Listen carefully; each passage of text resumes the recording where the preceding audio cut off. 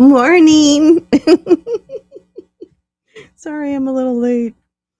Good morning. Good morning. That's okay. There's nobody here yet. Am I on the right channels? That's the first thing I have to check now. That I'm even on the right channels. Good day to my friends. Good day to my friends. I hope you are having a good morning. Happy Tuesday. Welcome to Wake and Bake with Lolo. I'm Lolo. This is Wake and Bake. This is what happens. We wake. I haven't baked yet, but I have to bake. Hello, Mr. Spock. Hello, Hags. How are you? Good morning, Teresa. Yay. Why so early? Yeah, well, no, I actually remember when I used to start at 6:30. I thought I'd do that again. That's all. That's all. Anyway, good morning. I'm trying to make it so that my fucking Badger, I haven't seen you in a million years. What the hell? Girl, what's going on? I miss you.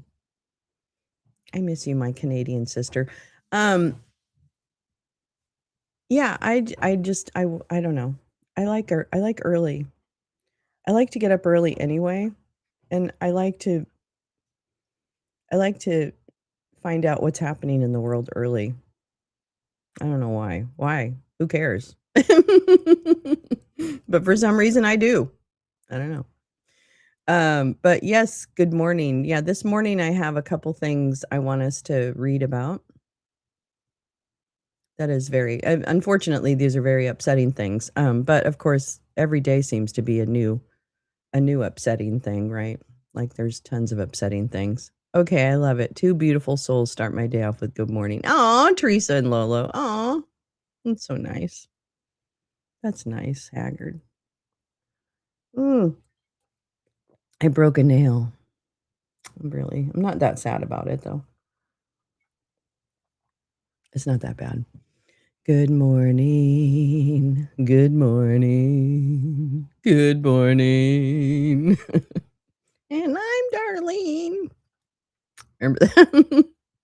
I'm Sarah. I'm thinking that Kristen Wiig bit on Saturday Night Live where she's like the sister that nobody wants to talk about, I guess.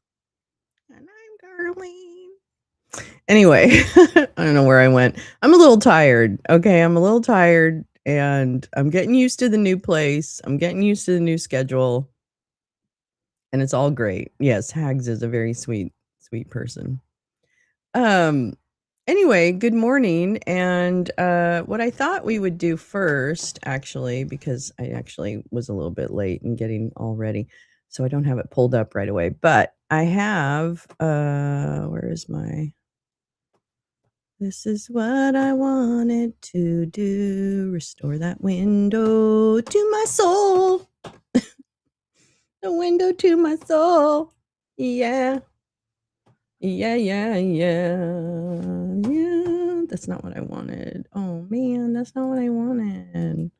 Wow. Actually, maybe that is what I wanted. Maybe that is what I wanted. My bad. Let's see. Massive operation. Okay, yeah, I want that. Yeah.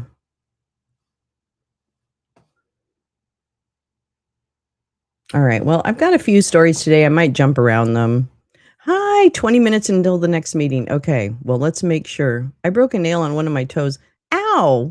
Hag, that sounds terrible. That sounds absolutely terrible.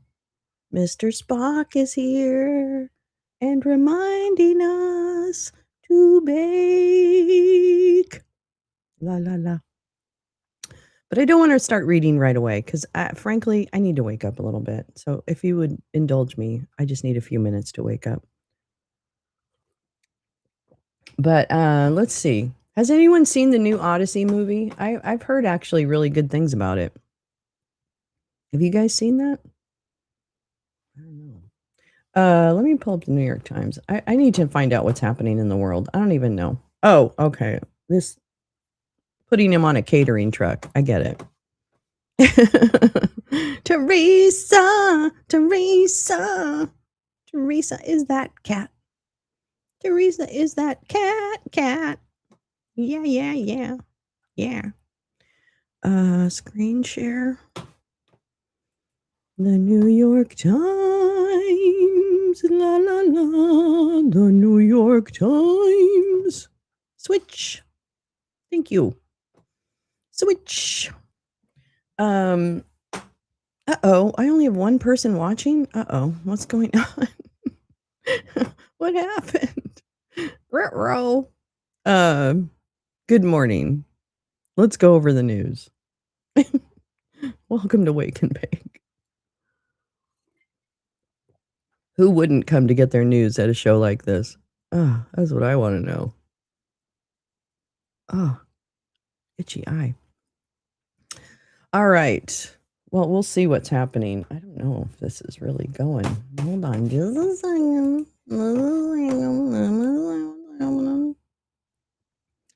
Let me see what's happening today. Yeah. Yeah.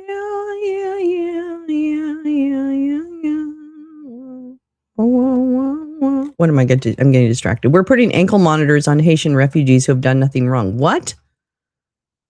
What the fuck? I'm waiting for non-woke Trump adaptation of the Odyssey. Isn't Elmo's working on that? Isn't he going to rewrite it with AI or something? What was he going to do? Wasn't he going to do something like that? Hi, Pepper. Wasn't he going to do something like that? He was going to have AI rewrite the Odyssey or something. I don't really understand. I'm going to be honest with you. I don't know how this hatred stuff and all the bigotry and all this stuff. I always understood that there was a certain segment of the population who really had that. Exactly, Lee. That's my point. Like I don't. But this amount of like, hey, everybody, let's put ankle monitors on people who have done nothing wrong because they're black and they're from Haiti. Right? Like, when did we become, I mean, I understand we always were that country. Please. I really do. But when I was growing up, I'm going to be honest with you. I don't think I could imagine something so openly hostile happening. Maybe I'm very naive, and that's entirely possible. But as 62-year-old woman, I cannot imagine that I would be in a place where you could take citizens off the street. I just don't know if that, I mean, I guess it would have flown, right? Because anything flies. But I feel like, I guess that's why I'm shocked.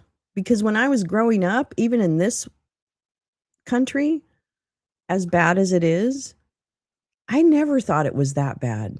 You know what I mean? Like, I knew it was bad and I knew it ignored its history and I knew that, there was a level. This seems like a deeper level of bad than I could imagine this country becoming. We're going to talk about maternal mortality today. I also have, I want to talk about, the jet. I also want to, let's see, what was I going to go over? I want to talk about Greenland because there's some shit happening with Greenland. I want to talk about detentions. There's more corruption we could talk about, although I might not.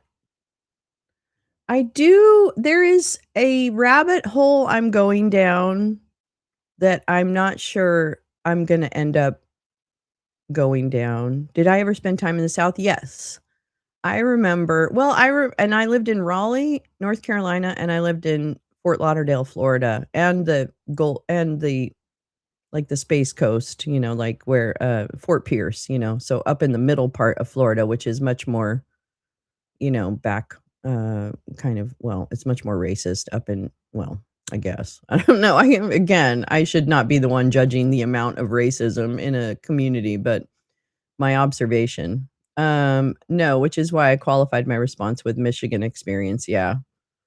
I don't remember anything like this. I know. I just, And maybe it was and I'm sure a lot of it was just hidden from us, right, Lee? A lot of it happened when we didn't have this amount of visibility on it. But this is different, and it just feels different. It feels different, and it should feel different. It should feel unacceptable, right? It should be unacceptable. Trump was charged with espionage, and he didn't wear a damn ankle monitor. I mean, it's pure out racism, and I don't know how these people actually got the fucking power. I really don't. I don't understand how they have so much power. I really don't. I understand that Republican Congress goes along to get along, but this is unbelievable. I've never seen a set of people have as little spine as I do the Republicans. There's this just spineless. It's absolutely spineless and disgusting, and they will pay. And you know what the thing is I don't know. I think karma will judge. I guess. I hope. I don't know. I hope. Anyway, I went down this rabbit hole of where the Venezuela money is going, and I'm not sure I'm there ready to talk about it yet, but I am kind of curious about Mrs. Beasley, and the Venezuela money and all this, what's happening at the Treasury. That's, I guess, my big question. My big question is, what is Mrs. Beasley doing at the Treasury? Where's all this money going?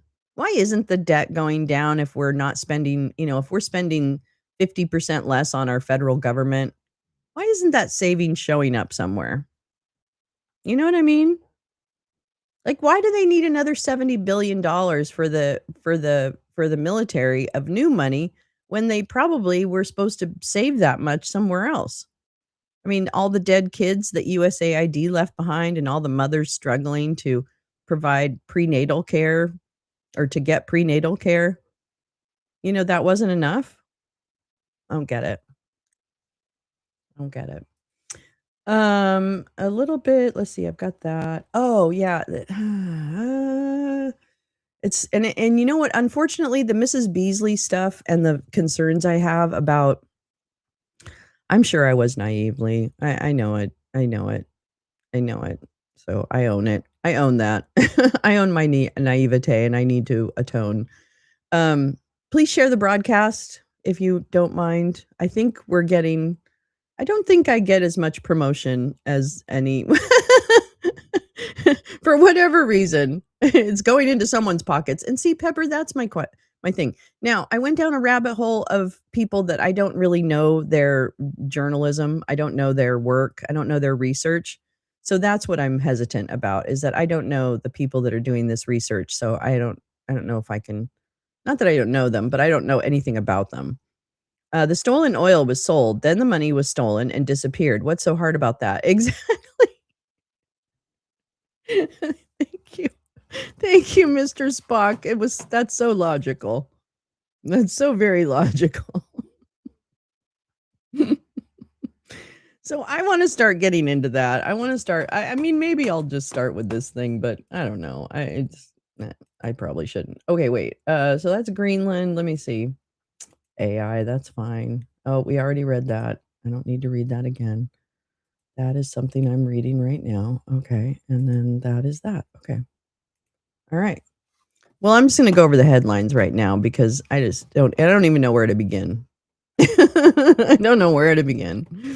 Trump said to have secretly used military jet to leave Turkey amid threats. Okay, the only problem I have with this is that he let all the reporters, staff, and crew, let's not forget the crew on these airplanes. He let the reporters, staff, and crew sit on the old Air Force One, the decoy plane, and let it fly away, even though there was a threat to the plane, I would imagine. And they just let all those people fly on a decoy plane. How did that happen? I mean, fucking hell, how in the world? How can you sue the government for putting your life in danger and not telling you? Can you do that? Can you do that? Can you sue the federal government for putting your life in danger and not telling you? I mean, I don't mean to be a litigious bitch, but I would be pretty mad if I got on a plane and then discovered that it was a target and they got the big guy off, but they didn't tell anybody else. I mean, really, I'd be so mad if I were a reporter sitting my ass on that plane because I was told to, right? And I didn't even choose. I was told to get on that plane.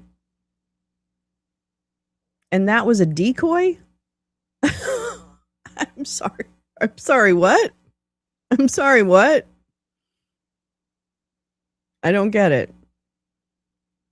Let everyone be targeted while I hide and steal food from a catering truck. That's right. He got extra peanuts. All that for extra peanuts. But I mean, upsetting to me is the fact that all these other people were allowed to fly on a decoy plane that could have been shot down. Which staff did he take with him?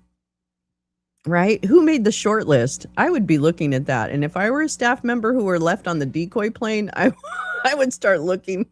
I would start looking for a new boss. Yes, he took Natalie and Walt. I'm going to tell you, Walt Nauta is one of the most disappointing people in the entire universe, and I will hate that man until he dies, which I hope is soon. Walt Nauta had a chance to help save the country, and he didn't. He saved his own ass. It's Nauta. He saved his own ass. He didn't save anybody else's. And so Walter Nauta can fuck off and die as far as I'm concerned. He could have left him on the plane. I don't give a shit. I'm so mad about that. I was thinking about him last night. I'm like, God damn it. If Walt Nauta had only opened his fat fucking mouth, we might not be here. How do people get away with this shit? He should not get away with that. Oh my God, I'm so angry. I'm so angry that all these people kowtowed and went along to save their own ass and said to the country, fuck you, country. That's what Walt Nauta said to the country. Fuck you. I'm going to save my own ball skin. Oh, I get so angry. I'd like to yell at him. Another espionage person, right? No, he should be sitting in an orange jumpsuit in a prison, in a federal prison, for assisting in espionage. That fucking little dick. Ooh, I just want to smack him so hard. I just want to smack him. Anyway, yeah, Trump, blah, blah, blah. Trump escaped with his life, but everybody else, go fuck yourselves. Oh, President Trump hid. I love this. Hid in an airport. This is beautiful. Hid in an airport catering container.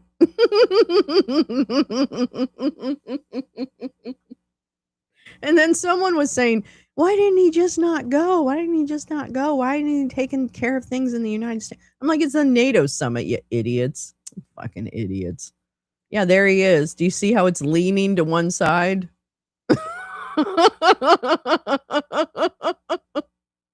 You see how it's leaning to one side? He's on this end of it. Sorry. Oh, there's another one. I kind of want to. A counterintelligence inquiry into Trump's Russia ties was derailed. I think that's a long story, but we might actually read that. Documents released about the demise of the overlooked. What are you guys saying about that?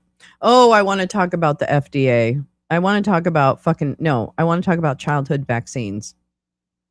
That's the other topic I wanted to talk about. I'm so mad. I'm so mad. Reveal ruse to evacuate Trump. The FDA takes on food safety. Okay. Raul Castro's grandson rose from bodyguard. Well, there you go. Well, there's more Castros to come. He looks pretty healthy. He looks pretty, he's ready to rock. I don't think we're done with the Castros in Cuba. I just don't think so. What to know about the Cuban mafia? Oh, Quintana Roo. What is that? Where is Quintana Roo? Plan new push to defeat Max Miller in Ohio after abuse accusations. God, I hope you can win against him. Jesus Christ on a cracker. If we can't win against Max Miller, then I don't really think there's much hope for us. Let's see. What is this? What is this? The Ascendant Left. You know, here's the thing. Okay, can we talk about this for a minute? Can we talk about this for a minute? I need to talk about this. Hold on. Let me just see if there's anything else. No. Oh my God. The end is in sight for the muggy heat. Yay. What is this? What's still going on here? Amid a summer, businesses confront the need to adapt. Oh, I see. Okay. All right. Let me hi Al, how you doing? Let me tell you about this whole bullshit democratic socialist nonsense that they're trying to push on us.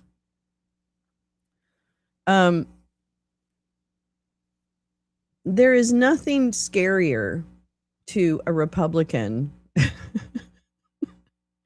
than a charismatic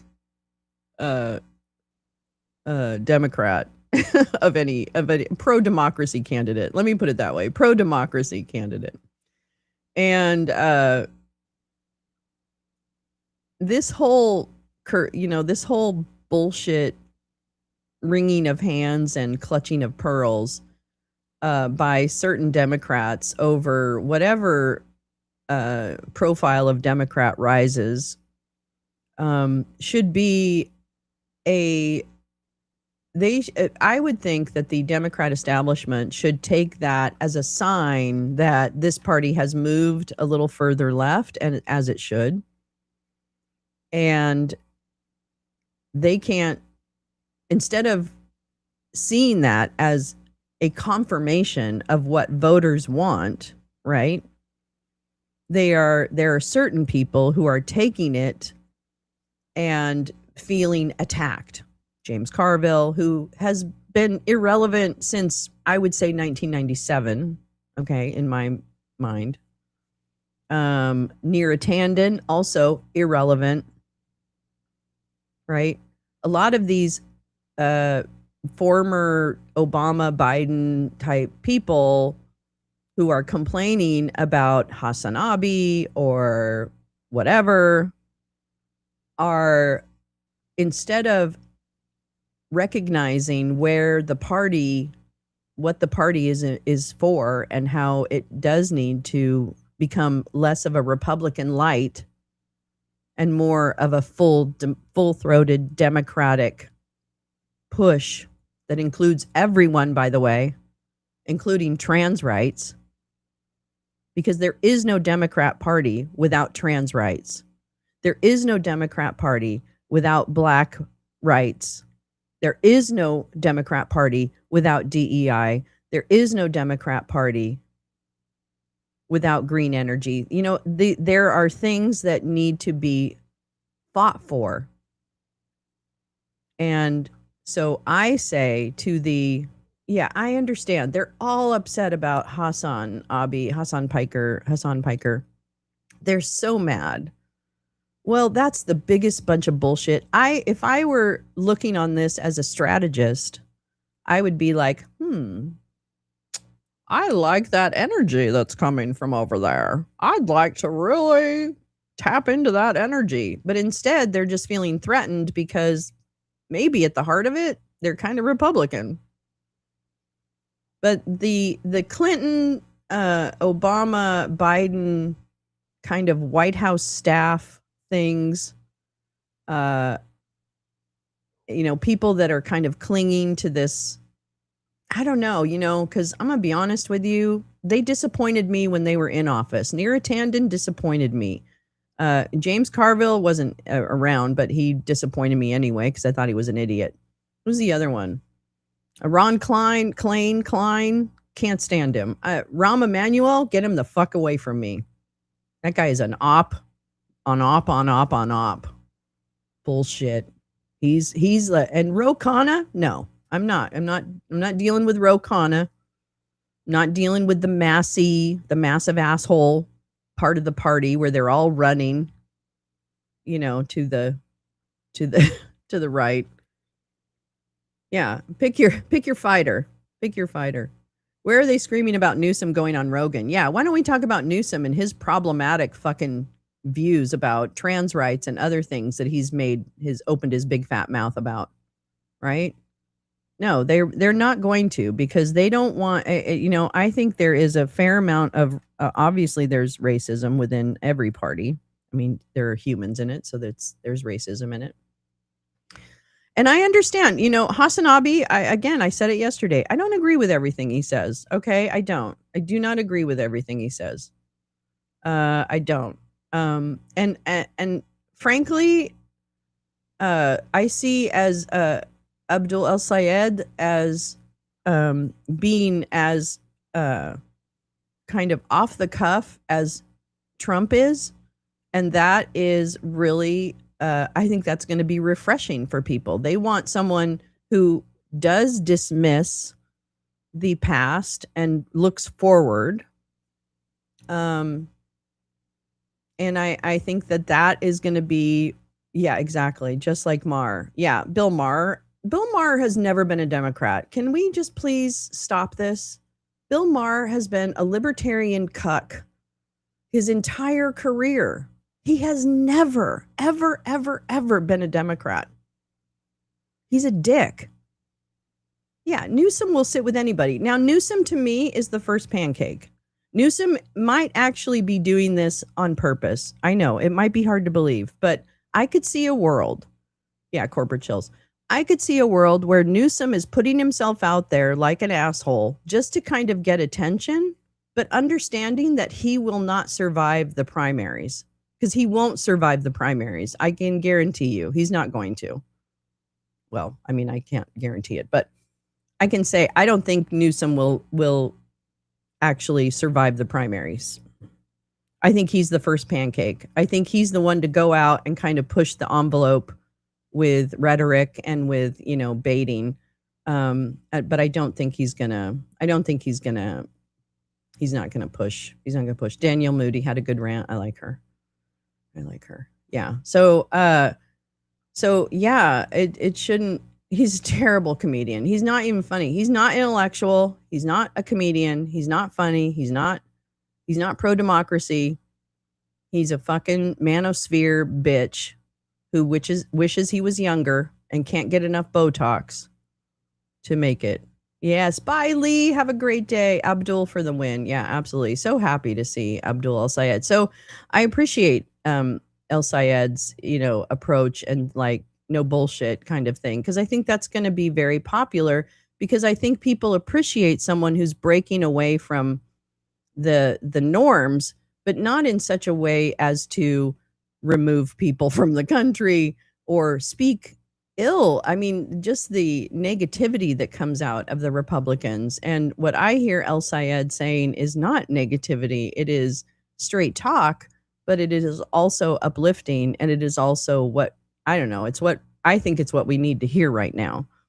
So to my Democratic Party friends, if you're not looking on this, and even Hassan Abi's participation or whatever, you can disagree with him on certain issues. That's no problem. And we can scream about that.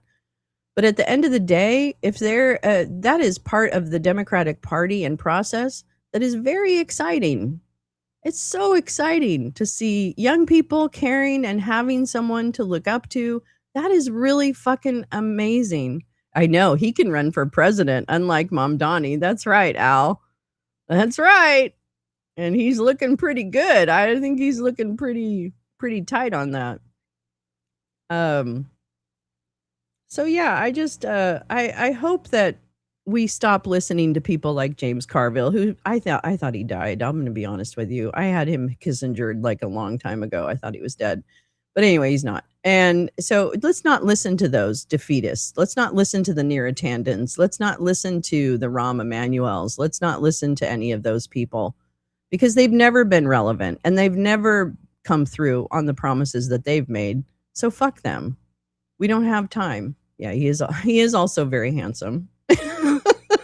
I am a little older, so I shouldn't, be that, but I shouldn't say that. But he is quite a handsome man too. That's very helpful. Um, I think it's gonna be funny when they go full Nazi and take Mar away for the Trump orangutan joke. There you go, Mr. Spock.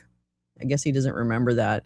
Uh-oh, off topic. Tina Peters is at it again. Here we go. Calling for Hegseth to seize voting machines. Listen, I'm going to tell you right now. I'm another thing I'm angry about. Another thing I'm angry about is this fucking election disintegrity, insecurity, the election insecurity team.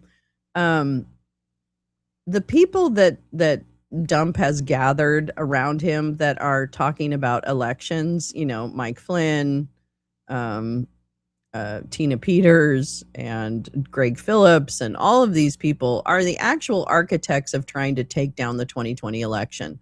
So there is a battle that is going to be pretty hard with the amount of people in his ear that are screaming about election insecurity and wanting to do certain things. Now, the law may keep him from doing that. But but we're going to have to go through that. I think it's going to be a real messy election. Can I just say that? I think it'll be messy. I don't think it'll be, a complete disaster, but I do think it's going to be messy because these people just want to make trouble, right? The Tina Peters of the world and all their little minion followers, all their election people are going to follow them. Abdul speaks to a lot of middle-aged people. I think that's what they call us 40-somethings. Yeah. Oh my God. Get Schumer out. Here's another one. Get the fuck. AOC said she's not ruling out running for president in 2028. I think it's fantastic. I need that. I want that energy. That's beautiful. How about the AOC Abdul Al-Sayed ticket? Al-Sayed Ocasio-Cortez. Wow, that would be fucking amazing. That would be fucking amazing. I don't know. Is 40 middle-aged? I didn't think it was when I was 40. I hope not, because then that means I'm on the tail end of this. She would beat Schumer? Oh, God, yeah. Holy shit. Schumer is a walking corpse. I'm sorry. I can't stand that guy. I never liked him. Yeah, I never liked him. Wait, someone else said something about do do do do do. Okay, let me see. What else do I got here? Hold on. What else do I got?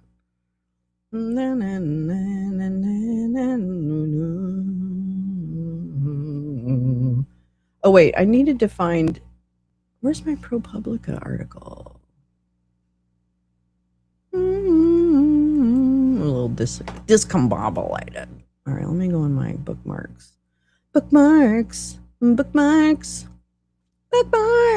right. Here are my bookmarks. Yeah, baby. Yeah. Wah, wah, wah, wah, wah.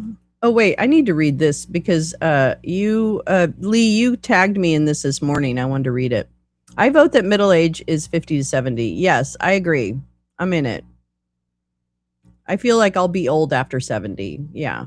Done with all the old politics. I want to get screwed over in a fresh new way. Yeah. That's right, Bob. I do too. USA is not involved enough to think. I think that's not true. I don't think that's true, Lee. I don't think that's true, Max. Hi, Bob. Yeah, that's what they said about Obama. I don't think that's true, Max. I don't think it's true.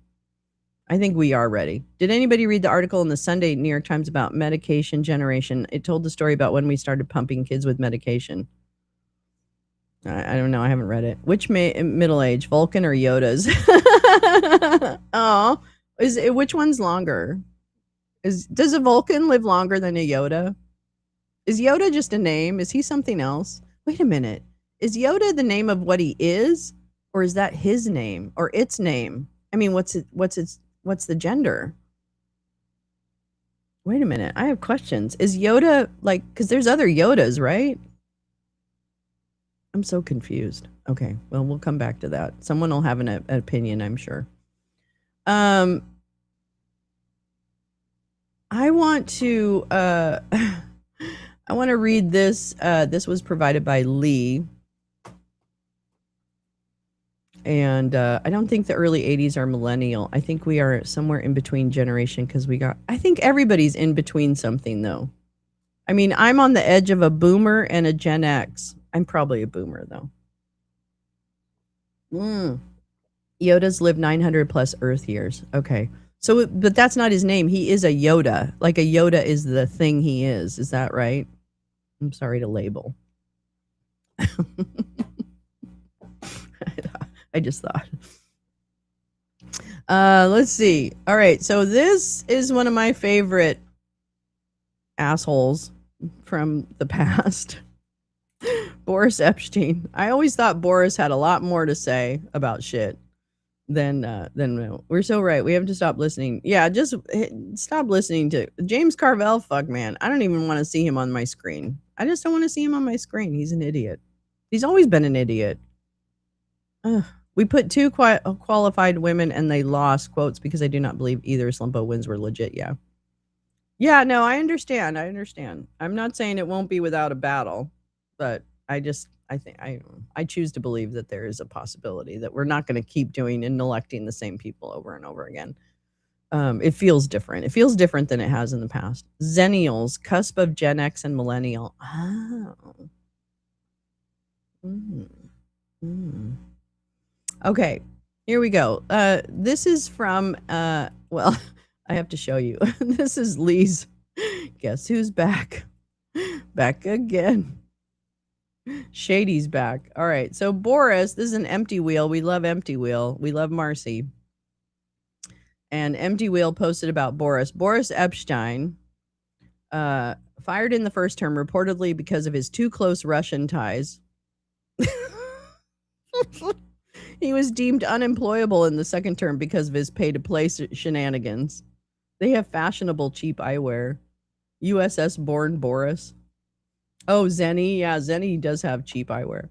In the Star Wars universe, the name, homeworld, and origins of Yoda's species have never been officially revealed. George Lucas intentionally kept the species nameless. Oh my God, Mr. Spock?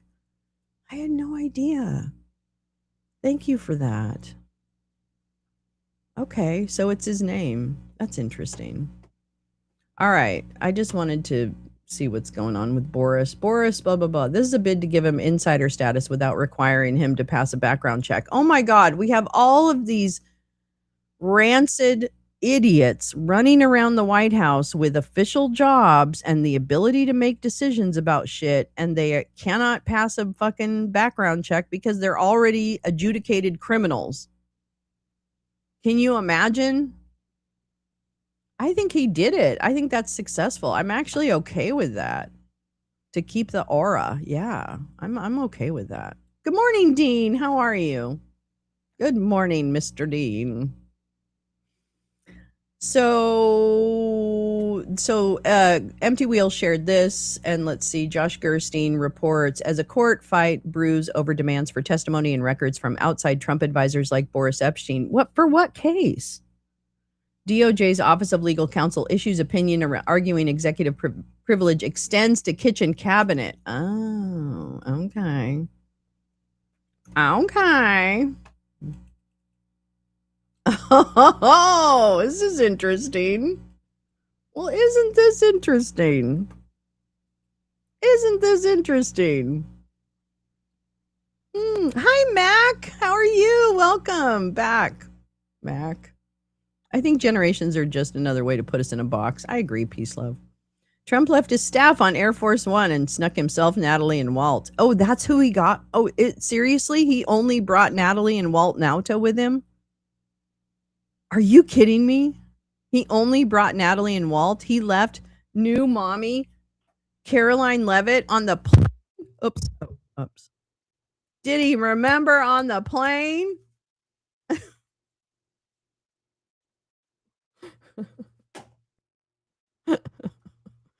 He left Caroline, a new mommy, on the plane. Oh, then I think I'm definitely a boomer. Have they reopened the AZ case? I don't know. I'm not sure. Let's check in on that. All right. This is an opinion, I guess. I don't know what the hell. Applicability of executive privilege to presidential communications with private advisors. Ooh. Executive privilege can apply to presidential communications with private advisors so long as the communications relate to official presidential decision making, involve or reflect communications with the president or direct advisors, and are confidential. Memorandum of opinion for the counsel to the president. How did we get this memo? That's what I want to know. The president's authority to withhold certain sensitive information for the public good, today referred to as executive privilege, is peculiar to our system of separation of powers and derived from supremacy of each branch within its own assigned area of constitutional duties. I just want to get into this a little bit. Executive privilege is a necessary corollary to the president's constitutional role. Okay, no single person. Okay. A critical aspect is the president's ability to communicate with and receive advice from others.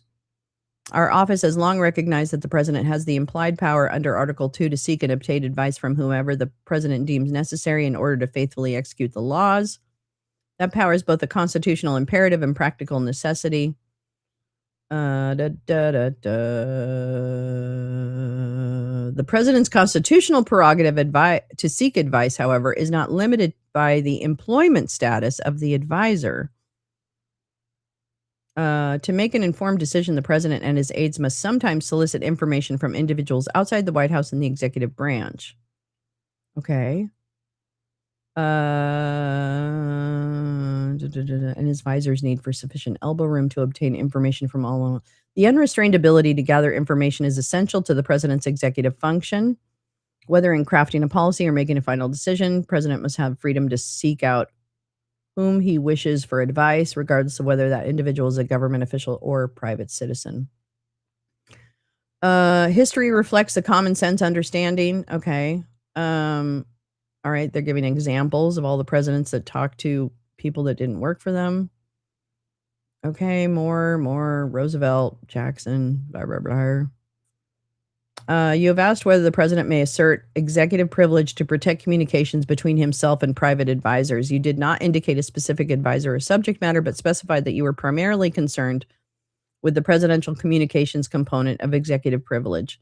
Consistent with the nature of privilege itself, we assumed your inquiry to be limited to communications in performance of a president's responsibilities of his office, blah, blah, blah. Based on that assumption, we advise that executive privilege would presumptively extend to such communications. We now memorialize the basis of that advice.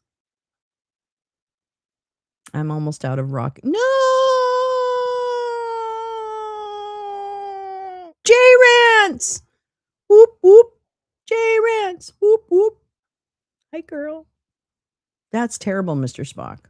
You need papers. Stat. Okay, so basically, I guess he must have asked the OLC, the Office of Legal Counsel, for some advice on whether or not communications with people outside the White House are privileged. And this is the Office of Legal Counsel telling him, yeah, and trying to prove it. So why do we worry about that? Having established the foundation of scope, we now turn, okay, here we go. Having established the foundation and general scope of executive privilege, we now turn to your question about the privilege's applicability to the president's communications with private advisors. Because you have asked only about the privilege as applied to protecting presidential communications, our analysis is limited to that component of the privilege. What else would it be? What do you mean? The privilege, other components of executive privilege potentially could apply to presidential communications with private advisors as well, but because they depend on information regarding the content and participants of such communications we do not possess, we do not discuss them here.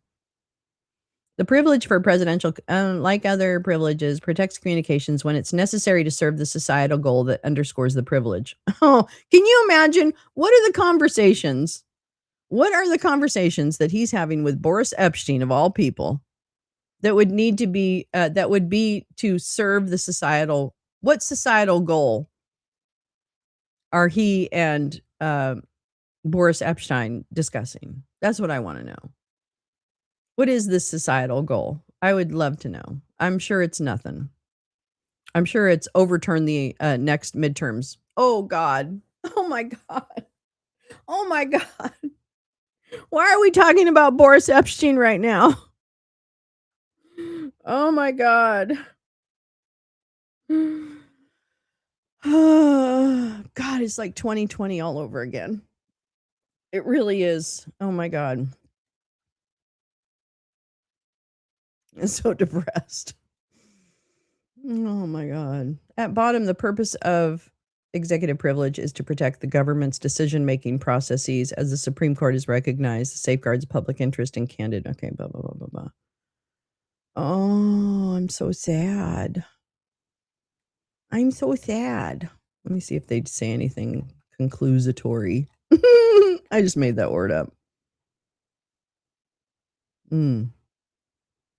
Presidential communications with private advisors can fall within the scope of executive privilege so long as they relate to official. Well, how in the world he can say anything relates to official decision making? Hmm. God, they're codifying their ability to hide shit. Okay? They're just codifying their ability to hide shit. Now, why is it coming up with him right now? That's what I want to know. Hold on. Oh, uh-oh. Oh, no. I just fucking... Did I stop it? Did I end it? Uh-oh. Sorry. I think I just lost it. I think I lost it. What? Mm-hmm. Where is it? Oh, here it is. Okay. That's sad. I'll include that in the thing. Okay. But Boris Epshteyn. I wonder why Boris came up with this. But it came up in this. Where's the background? Oh, there's not. Oh, here we go. Trump aide Boris Epshteyn. Yeah, he was born in Russia. Let me share this. Sorry. Keep not doing. Рынков, что случилось? В начале года те инвесторы, которые оставались на стороне, Yeah. они ждали, пока рынки упадут на 5%, 10%. И когда рынки опустились на эти 5%, они все вернулись. И они сейчас инвестируют более и более активно. До сих пор остается большое количество денег на стороне и в Америке, и в Европе. И эти инвесторы возвращаются в рынки. Даже инвесторы, которые потеряли... That's some good fucking Russian. I know, another 420. Meh. Yeah, he should have been. He should have been. We'll have to talk about him. Oh, here we go. Here's the story. When is this? 2024. Trump aide. Okay, all right. Okay. Trump aide sought. Oops. Whoopsie. There we go. This is from 2024. Just so you know who Boris is. Boris Epshteyn. Trump aide sought payments from job seekers, internal legal review found. Boris Epshteyn uses proximity to the president-elect to benefit himself. A Trump legal review found he denies the allegation. There he is. Boris. He's such a dick. Oh my God. A top advisor to President-elect Donald Trump asked potential administration nominees to give him monthly consulting fees in exchange for advocating for them to Trump. They're all a bunch of fucking criminals. They're all a bunch of scam artists. That's what we're run by right now. Fucking, and this is the guy that he wants to be able to consult with and have executive privilege. You want to know why? Because Boris is the dirty guy. Boris is the one who will come up with the schemes that are dirty and gross and illegal. That'll be Boris. He's a dick. The scathing review of Boris Epshteyn, top lawyer to Trump, who has extensive sway in the transition. And he also had extensive influence in the first administration. And in fact, one of the women who was part of the Trump campaign in 2015, 2016 said that Boris ran the show. That everybody went to Boris for shit on the campaign in the first one. And he was all up in the Georgia. No, he is a bad fucking person. Was prepared by Trump attorneys in recent days, according to two people familiar with the report. It found that among those whom Epshteyn had unsuccessfully solicited for payment was Scott Bessent. He tried to get money out of Mrs. Beasley. What a dick, man. Trump commissioned the report after he heard allegations that Epstein had been asking potential cabinet nominees and others for money and said the people who spoke on the condition of anonymity. I didn't even read this at the time. The review recommended that Epstein's employment in proximity to Trump should be ended, warning of scandal for Trump and possibly eventual criminal charges for Epstein, according to one of the people with knowledge of the review. But yet, he's one of his private advisors. The existence of the review itself was first reported by CNN. Some of the elements of his conduct were first reported by Just the News, a conservative. That's John Solomon. On Monday afternoon, the outlet said it had spoken to Trump, who had criticized anyone who seeks to make money off of him without cutting him in. That's what that rest of that sentence should say. Without cutting him into the deal. I suppose every president has people around them who try to make money off of them on the outside. It's a shame, but it happens, Trump said, according to the outlet. But no one working for me in any capacity should be looking to make money. Sorry. Maybe Mrs. Beasley will fight him like Musk did. Mrs. Beasley. I can't wait to see that downfall. The report highlights what has been a significant potential conflict of interest in Trump's political orbit. Many of the allies and advisors around him also advocate for other candidates and business interests, and their payments are not always disclosed to Trump or his top advisors. Epstein has long been viewed with suspicion by some other Trump advisors because of his stable of private clients, Trump advisors said. Epstein denied it. I'm honored. Wait. I'm honored to work for President Trump and his team. These fake claims are false and defamatory and will not distract us from making America great again. And now I will do it in the original Russian. Я очень люблю President Trumpов. I can't remember how to speak Russian right now. Anyways. All right. Trump spokesman Stephen Chung, another really believable character, said the review is part of a broader look at the campaign consulting contracts Chung did not address. As is standard practice, a broad review of campaigns consulting agreements has been okay. All right. So this was from last year, but basically, just so you know, if Boris Epstein's name is mentioned, there is fuckery afoot. Period.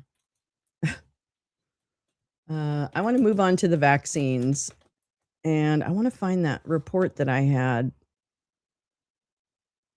Okay, let's see if this is the one. Yeah, okay. This is what. Oh, I understand. Okay, calm down. You're going to get your $4. Don't worry about it. Okay. Sorry, it's warm. It's cold. Trump signs executive order calling for fewer childhood vaccines. So if you recall, RFK Brainworm had the vaccine board, right? Remember that every actually head of the Health and Human Services has a board of specialists to advise on vaccine. It's like a panel. I don't know what they call it. I can't remember now. Anyway, so they have this panel that is supposed to approve or look at the schedule for childhood vaccines, et cetera. Well, that little council kind of blew up. In fact, let me go back. I want to get the vaccine panel. Let me see if I can find that. Okay, yeah, ACIP, the Advisory Committee on Immunization Practices. And let's see, where is it?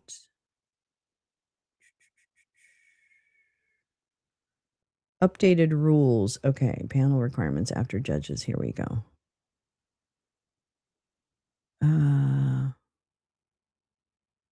Hold on just a minute. Hold on just a minute. Okay. Yeah, this is the one. Okay.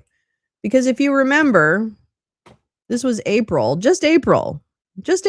Your little sidebar jokes this morning are killing me, making some breakfast but laughing my butt off. Yay! That's what I want.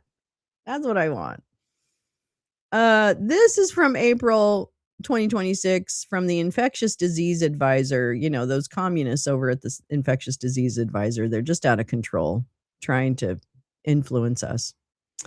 But here's the key point of this little report in April. HHS released a new charter expanding the types of experts who can serve on the advisory committee on immunization practices. The updated rules allow members with backgrounds in areas like biostatistics and toxicology to be considered, whereas earlier requirements focused solely on vaccine research.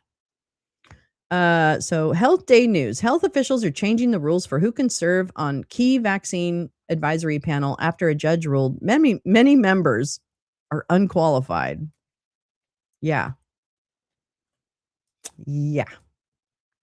The panel, called the Advisory Committee on Immunization Practices, helps guide vaccine use in the U.S., including the childhood immunization schedule.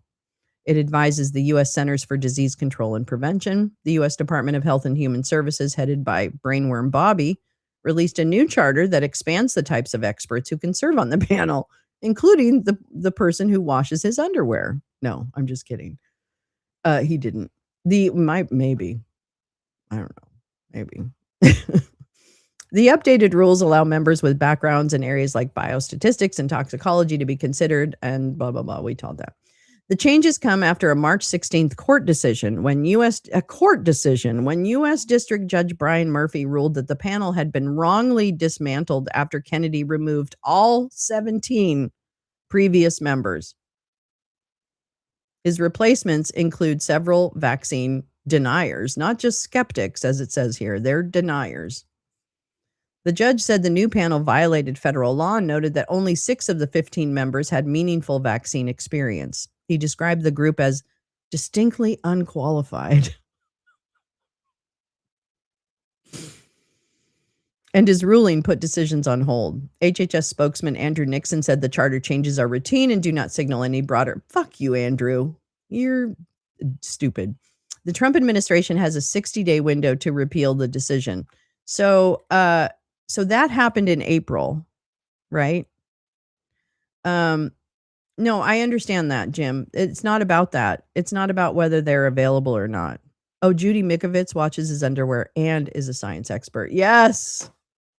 Yes. Yes, Jay Expert. So that happened in April. And now we see because they couldn't get their wish on changing childhood vaccines, they tried. They tried very hard to change everything about the vaccine schedule. I watched their meetings when they met earlier this year. It was a nightmare. It was, you know who headed it? Robert, what's his name? What's that guy's name? Robert McDonald? No. What's his name? Robert. Shit, I can't remember. I can't remember that guy's name. Robert something. Oh, I'm sure he'll be in this story, actually. He was the head of his little panel, his ACIP panel, and he's fucking ridiculous. He's like a crazy cuckoo bird. He's not even a normal wackadoo. He's like a crazy wackadoo. Crazy. Ugh, what is this? What is this? What is that? What is that? Malone, thank you, Robert Malone. Yeah, he had Dr. Robert Malone, one of the quintessential vaccine deniers. Would kill children if he could actually just do it. Not Gundry, no, Malone. Although, yeah, I've heard of Gundry, but no, it's Malone. Who's this? Is that Gundry? Well, what is that? What is that? What is this? And look at this. Look at him. Look at him staring at her. What the fuck? What a horn dog. He's like, I'd like to vaccinate her. with my brainworm dick. And he's like, look, I can sign things still. Fucking hell. What is that? What is that? Are you going to fly a plane next? What the fuck? RFK said no longer needs toilet paper. Oh, God. I don't even want to know why. I don't even want to. Oh, God. This government is so fucking awful. Okay. For the third time in less than a year, President Dump on Monday issued an executive order that calls for American children to be routinely immunized against fewer diseases, as they are in countries like Denmark. Oh, it's this Denmark thing. Okay. So, also, if you remember in the lounge, we talked about one of Bobby's attempts to, TMI Bobby. One of Bobby's attempts to kill children was using CDC funds to fund a study coming out of Denmark that was going to withhold the birth dose of Hep B in, oh my God, Guinea-Bissau, where the Hep B rate is extremely high. And so he thought, and the country had made the decision to transition to giving all children born in Guinea-Bissau the birth dose of the Hep B vaccine. Well, he wanted them to stop. He wanted them to give it to, he wanted to, through this study, see what happens. Let's test on children from Guinea-Bissau. He wanted to see what happens when you withhold the birth dose from one segment of the newborns and you give it to the others, even though the country had already made a decision to give all newborns the dose that they needed for Hep B.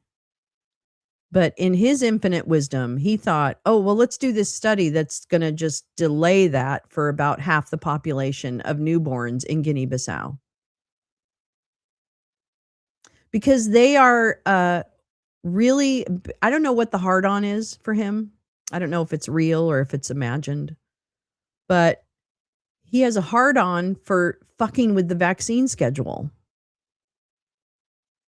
And so this to me is yet another attempt to try and fuck with the vaccine schedule.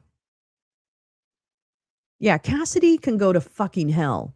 He simps for child rapists. There's nothing else to talk about. Nothing else. Oh, a mom for Lick My Ass. She's in it too. Jamie Lee Franklin. Of course. Of course. Oh, that's Jamie Lee. This is a mom for Lick My Ass. Oh, that's why he wants a piece of that. He wants a piece of that mommy pie.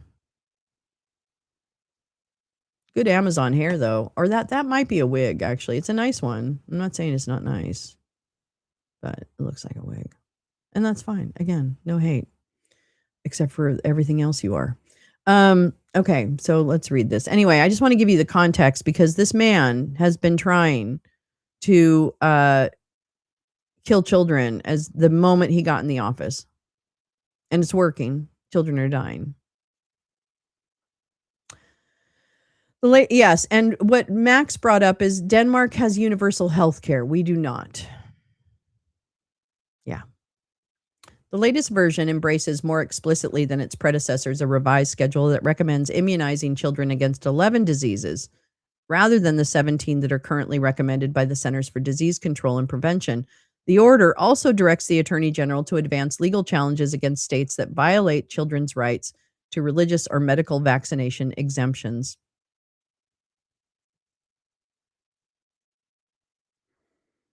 Speaking in the Oval Office before signing the executive order, Mr. Dump said he was motivated in part by concerns over whether vaccines were tied to autism, even though dozens of studies have found no link. It is unclear whether the order has any legal power. Vaccine recommendations in the United States are made by a committee of experts, ACIP, who advise the CDC and then are adopted by the agency's director, but only states can require vaccinations for children to enter school or daycare. But some red states are going to do this. You know that red states are going to do this. They are going to change the vaccine requirements for children in their states to appease the child rapist. How? Why? Why? Hi, Stephanie. How are you? They are going to put children, governors of red states have the opportunity to put children at risk to appease a child rapist. Make it make sense. Make it make sense.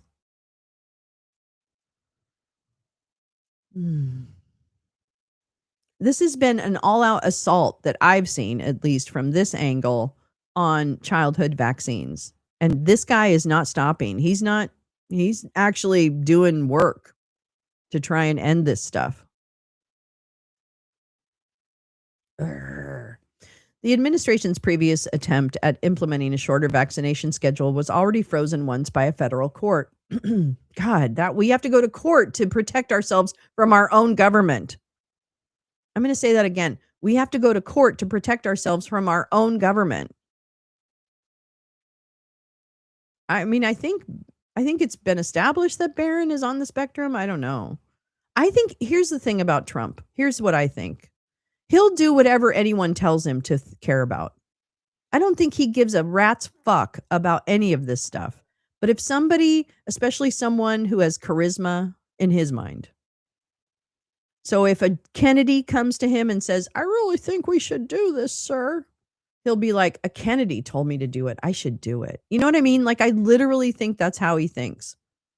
I don't think he has an opinion one way or the other. I don't think he understands it enough to have an opinion. But I think that he just decides whoever's in front of him, exactly. People get in his head. Stephen Miller is good at getting in his head, it sounds like. And that's how these ideas kind of germinate. I really believe that. I really believe he just does not give a flying fuck. And they tell him about who it's going to please, right? Oh, your voters are going to love this. Oh, the base is going to love this. Oh, the bit of it. You know what I mean? So I do not think he's, I don't think he has a religion. I think he just reacts to whatever charismatic character he deems worthy of listening to. I really do believe that. I don't think he gives a rat's fuck about any of this stuff. He wants to stay out of jail. He knows he raped children. He knows. And he knows that they can catch him if he is able to sit for any kind of length of time. Claimed he had accompanied all his children to their immunization appointments. Really? Did he say that? So I just, I don't think he's a true believer in anything except for, I don't want to die in prison. And I love the power that I have. I love to be the head of the world. It's like, but he also thinks of it like the Trump organization where he can just do anything he wants and there's no board and there's no anything. Well, there is a board. It's the American people. So, I don't know. The administration's previous attempts. Okay, I already read that. A judge agreed with that claim. Oh, wait, sorry. That ruling is part of a continuing lawsuit brought by medical organizations that argued that the administration did not follow proper procedure and that it made arbitrary and capricious decisions, which is true. A judge agreed with that claim, saying that the government had bypassed the careful evidence-based practice that has traditionally underpinned vaccine recommendations. This is not likely to address the court's concern and is not a legally valid way to fill the statutory requirements about vaccine recommendations. It's just not, said Dorit Rice, an expert on vaccine policy and law at the University of California College of the Law, San Francisco. President cannot legally circumvent the Advisory Committee on Immunization Practices, which is empowered by Congress to make vaccine recommendations, she said. Attempts to enforce the order are likely to run into the same legal challenges, Ms. Rice said. There's no science behind these recommendations, said Dr. Michael Osterholm, who directs the Center for Infectious Disease Research and Policy at the University of Minnesota. It's all about ideology, he says. The order signals the administration's enduring interest in the theory that some childhood vaccines may cause more harm than good, at least for some children, and that American children get too many shots. It also seemingly contradicts reports that the White House has urged Health Secretary Robert Kennedy to shift his focus away from vaccines and toward diet and other issues less likely to alienate voters in the midterms. Oopsie. Mr. Dump championed some vaccines during the signing, calling the polio vaccine amazing. But he also suggested there were outstanding questions about the other shots and suggested children should receive their shots in 5 separate visits for vaccines rather than getting them all in the same day. He said that he had taken his own children in separate visits. Okay. Let me tell you what happens in the real world and why vaccines are given in bulk or in a group. Because it is highly unlikely that enough children will come back for the full 5 visits required to fully vaccinate them from disease for a host of reasons, whether it's too busy, parental stuff, availability, schedule, whatever, lack of care, whatever. There's a million reasons. But I'm going to tell you right now, if you move the childhood vaccine schedule from 1 shot to 5, there will be at least 30% of the kids in this country will not receive their full complement of childhood vaccines. And more children will die. Period. There is no way you can convince me. Exactly. There is no way you can convince me that children will attend every vaccine session they need in order to be fully protected. And this way of delivering vaccines has been happening for decades without the results that these 2 numbskulls are claiming. Yeah, in general, their base resonates with the "don't trust the experts" message, right? And bear in mind, the ACIP is stopped right now by a court order that some of those people are disqualified from serving on the ACIP board.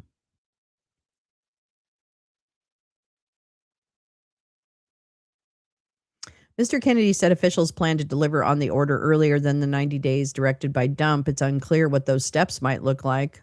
The order is not expected to affect insurance coverage of the shots. This is if this happens, I'm going to be I don't even know. I'm definitely going to be protesting this because this cannot happen. This cannot happen. Yeah. Well, that would be okay. I don't give a shit about Katie Miller's kids. I'm sorry. I really don't. I don't really care about her children at all. Sorry. I really don't. Wow. The primary effect will be to sow more doubt and confusion about vaccines among parents, Dr. Andrew Racine, president of the American Academy of Pediatrics, said. The executive order emphasizes parental consent, stating that federal programs should support maximal parent. Oh, isn't this interesting? Federal programs should support maximal parent choice, unless you're a parent of a trans child. Then we need to make the decisions for you. What? What is it? Do parents have maximum control or do they not? Pick a side. And states require vaccinations for school because decades of research have shown that such mandates are an effective way to protect communities from vaccine preventable diseases. Yeah, I don't want sick kids in my school. I don't want sick kids in my school. Nothing bad can happen from what we're doing, Mr. Dump said. But Dr. Amesh Adalia, an infectious disease physician and senior scholar at the Johns Hopkins Center for Health Security, said the harm was inherent in the executive order because ignoring evidence-based vaccine recommendations would lead to more children getting sick. People rich like Dump have the doctor come to them. Oh, yeah. So maybe he was there for it. The executive order recommends splitting the vaccines for measles, mumps, and rubella into individual shots instead of the one, rather than administering them in combination, as is now the case. Together, there could be a possibility that they're quite lethal. Stop it. They're not lethal. They're not. This is a very horrible statement. They should not have even printed that. There is no evidence that the MMR shot is lethal. Fucking hell. Many decades of evidence for its overall safety, millions of doses. I know, Paul. Good morning. The combination shot has been associated with a small risk of seizures if a child develops a fever, but that type of seizure does not cause long-term harm, according to the CDC, and is monitored. And they aren't available separately. That's the other piece. That's going to require a whole other production. Individual vaccines are available in some countries, but would need to be tested in the United States before they could be administered. So we're upending we're just throwing out the baby with the bathwater and upending our entire vaccination schedule because someone with a brain worm and a child rapist decided that they want to. What? How is that? Mr. Dump compared the volume of shots given to children. DTaP requires 5 visits, polio is 4, hepatitis B is 3, more is 2. Yeah. Yeah, he was never that kind of rich until now. That's true, Pep.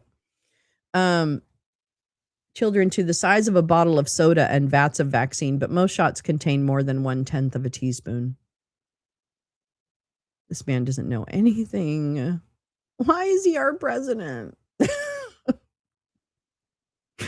The order also urges officials to explore alternatives to aluminum, which has been added to vaccines for decades to strengthen the body's immune response. Mr. Kennedy has frequently questioned the safety of aluminum as an additive, despite studies showing that it is safe.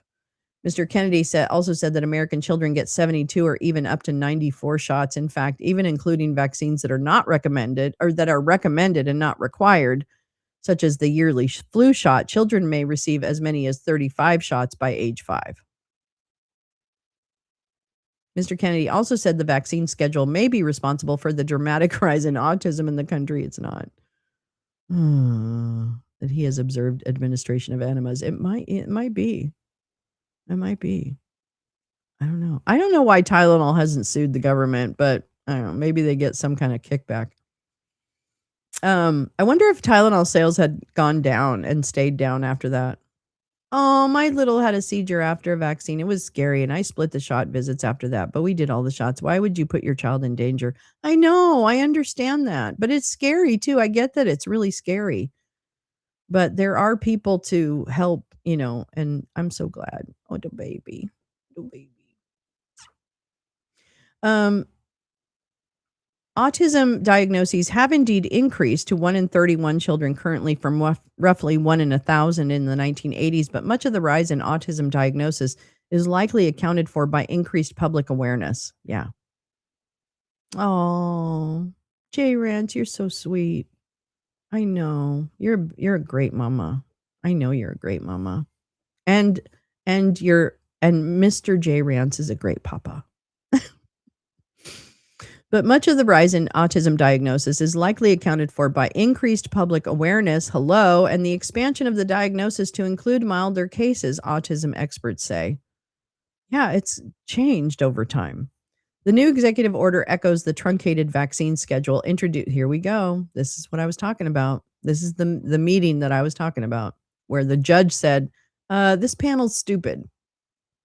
The new executive order echoes the truncated vaccine schedule introduced by Mr. Kennedy and his appointees in January. It recommends that all children be immunized against only 11 diseases, including measles, mumps, rubella, polio, and chickenpox, aligning the schedule with that of Denmark's. Yeah, it is mainstreaming of quackery, but it only recommends other vaccines, including shots against respiratory syncytial virus, hepatitis A and B for certain high-risk groups. The order does not specify what constitutes high risk, but the revised schedule released in January outlined the criteria. For those not at risk, the new order recommends that some shots be given only when accompanied by shared decision-making conversations between doctors and parents. Those shots include vaccines against COVID-19, the flu, rotavirus, meningococcal disease. Oh, good. We're going to get meningitis again. Make meningitis great again. Good job, everybody. God. Those shots include vaccines, blah, blah, blah, blah. Okay. Mr. Dump said the order finally aligns the United States with other advanced and developed nations around the world. Really? So someone told him that. Although the schedule mimics that of Denmark, it's a country with a population the size of Wisconsin and universal health care. Yeah. Yeah. Remember when the People's Convoy was literally throwing copies of RFK's Fauci book at random people? I do remember that. They did. Oh my God. Denmark also recommends fewer shots than many of its European peers, including other Nordic nations, while the United States is on the higher end in the number of vaccinations it recommends. The schedule is closely aligned with those of Canada, Britain, Australia, and Germany. Other countries with larger populations. In the months since the government's attempt to upend the childhood vaccine schedule, the American Academy of Pediatrics has released its own vaccination schedule, urging parents to ensure their children receive the previously recommended shots. Oh my God, what a mess. Oh, at the signing, Dr. Mengele, Walmart Stephen Miller, a top aide to Dump. Also, is he an official? Does he have a fucking security clearance? Or is he just a special employee? At the signing, Stephen Miller, an idiot and top aide to Mr. Dump, also chimed in with comments about childhood vaccination schedule. This guy really wants to kill people. And if they're black and brown, he's really for it. Is one bitter Betty. At the signing, Stephen Miller, a top aide to Dump. All right, nobody has studied it. Nobody's looked at it. Nobody's thought about it. But the Vaccine Advisory Committee on the CDC typically reviewed data on new shots over a period of months or even years before issuing recommendations on which shots should be given and when. All of the shots in the schedule have been closely studied, Dr. Racine said, adding the timing of them and the grouping of them has also been very well studied. See, that is the chorus of information that needs to go beyond the fucking, like, no. No. Stop fucking with something that works. Anyway, that's that. Let me find my other story. Do do do do do do do do do do do do do do. Let me see.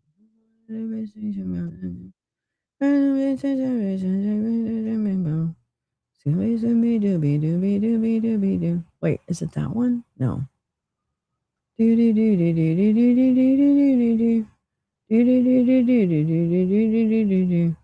Scoobly-da-doobly, scoo-dooba-looby-doo. Scoobly-da-doobly, scoo-dooby-looby-doo. Hold on. Where is it? Where is that story?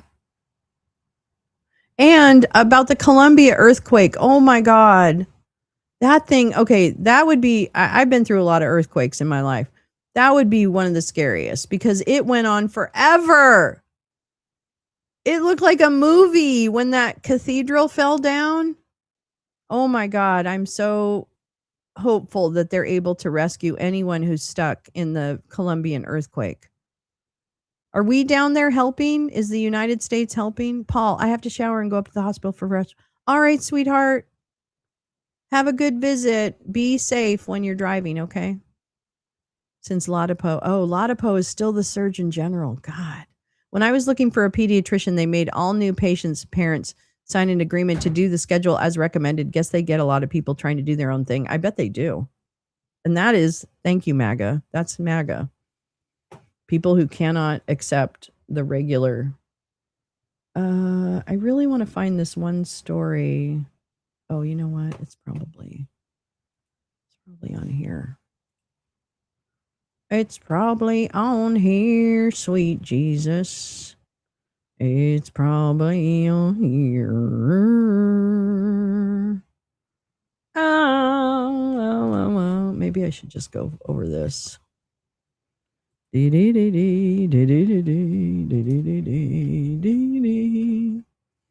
All right. I have some bookmarks here that I wanted to. Paul, I'm still listening, but have to find the energy to shower. Dude, I get it. Helping with all the Bitcoin.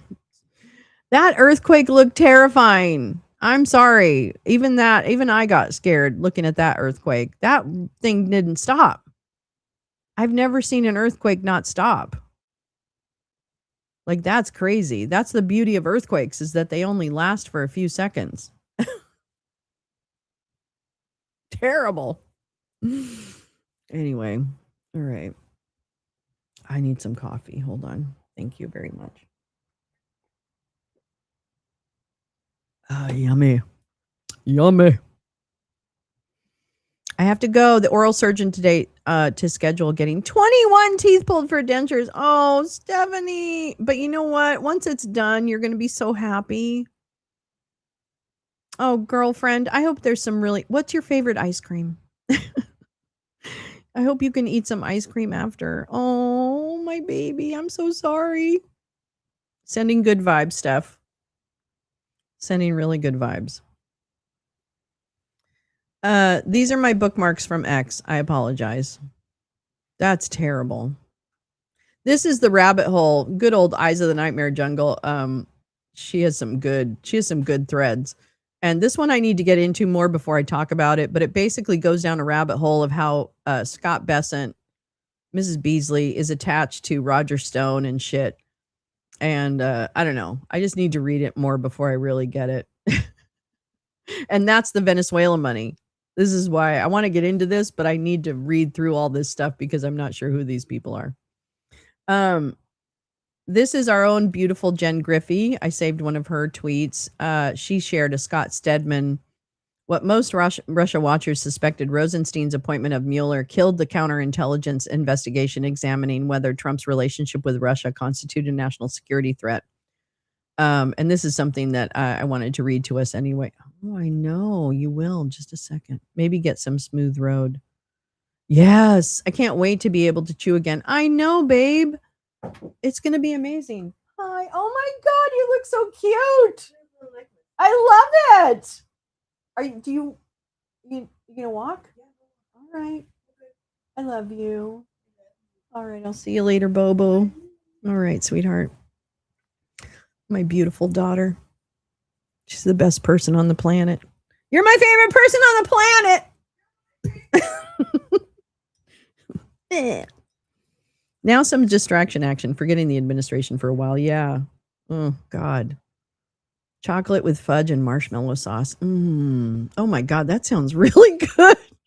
That sounds really good, Pep. That sounds really good. All right. This one. Oops. I'm not on the right tab. Stupid. Okay. How a counterintelligence inquiry into Trump's Russia ties was derailed. I also have some maternal mortality stuff I've been looking for. I'm so sorry. I really want to find that. Can I just find that? I think it's ProPublica. And then I just want to make sure I have it because okay. Where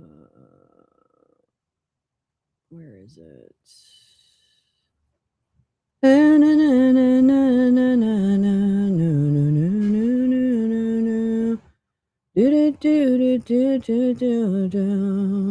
This is okay. You're annoying. Okay, wait. Let me try one thing. Yes. Yes. Yes. Yes. Where is it? I thought there was something recent.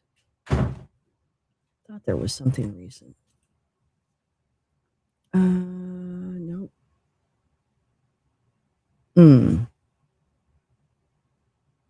Okay, I'm gonna have to find it. I think I might have dreamed it. Maybe I dreamed it. Maybe it's Maybelline. Okay. All right, let's read this. I love how you greet her with such joy and always tell her how cute she looks. You guys are mom-daughter goals. Oh my God, I love our relationship so much. We do have some wonderful moms in the lounge. I think that's how we find each other. Great parents, frankly, and caregivers and aunties and uncles. But yeah, no, I love that. We love that. We love each other so much. It's just amazing. We've been through some really hard times together. And she's just a solid person. She's a rock. She's my rock. She's my rock. I keep telling her she doesn't have to take care of me. She can put me on the street. We can find a place for mom. Exactly. That's the joke we make.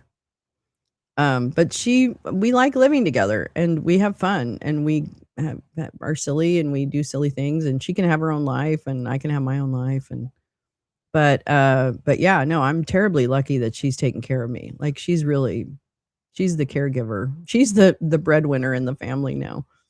And that's kind of amazing. I'm pretty lucky. And, but I've told her, like, you can get a life. Like, I can move out and stuff like that. She's like, I have a life. Thank you very much. How dare you? How dare you tell me I don't have a life? I need this fan to work. Oh, here we go. Oh, I'm so hot. It's hot in here. I know. I love my daughter. I love my daughter. I love my daughter. Daughter, wait, Stephanie, what'd you say?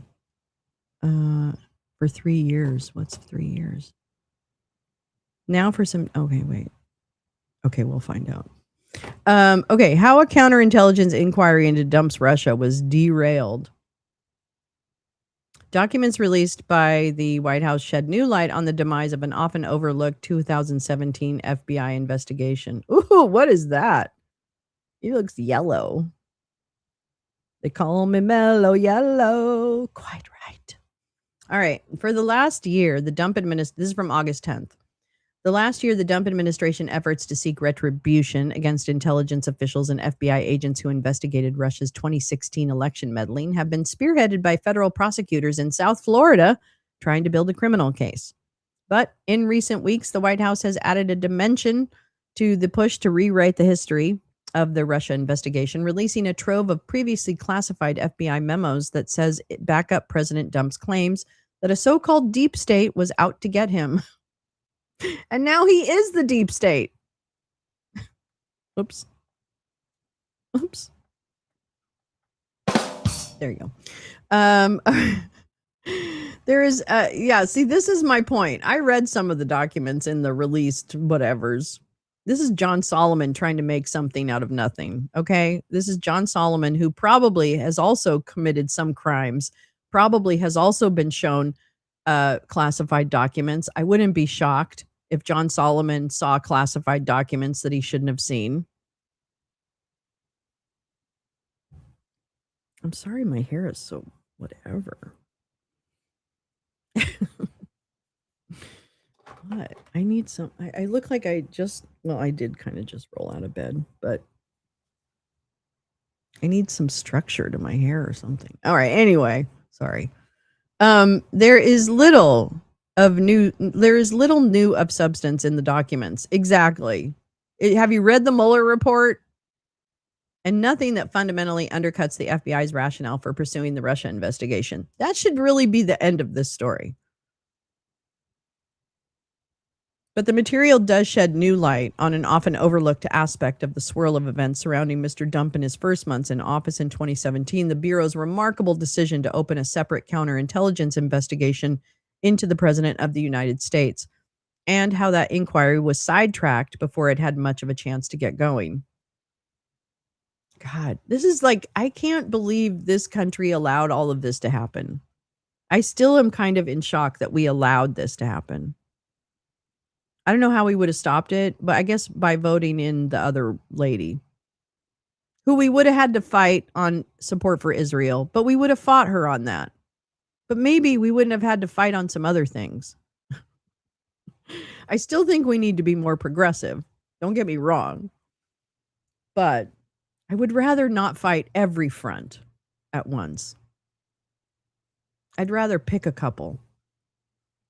No, I'm just kidding. It is what it is. Mr. Dump has always dismissed as baseless smears suggestions that he was a Russian asset or had extensive financial ties to Russia, and no publicly known investigation into Mr. Dump ever demonstrated that he was acting at the behest of the Russians. Here's a look at what we know now based on the new documents and interviews with former federal law enforcement officials about what happened. The FBI launched a two-pronged inquiry.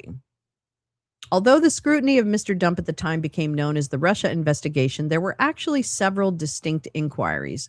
During the 2016 presidential campaign, the FBI opened an investigation into whether the Dump campaign was working with the Russian government as the country interfered in the presidential election to hurt Hillary Clinton. Yeah, Solomon has all kinds of credibility. He's the press guy inside the White House. I'm telling you right now, John Solomon helped Kash Patel with the stolen records. I know this. I know he has to. Do you think they'll drop this shit? That's a really good question.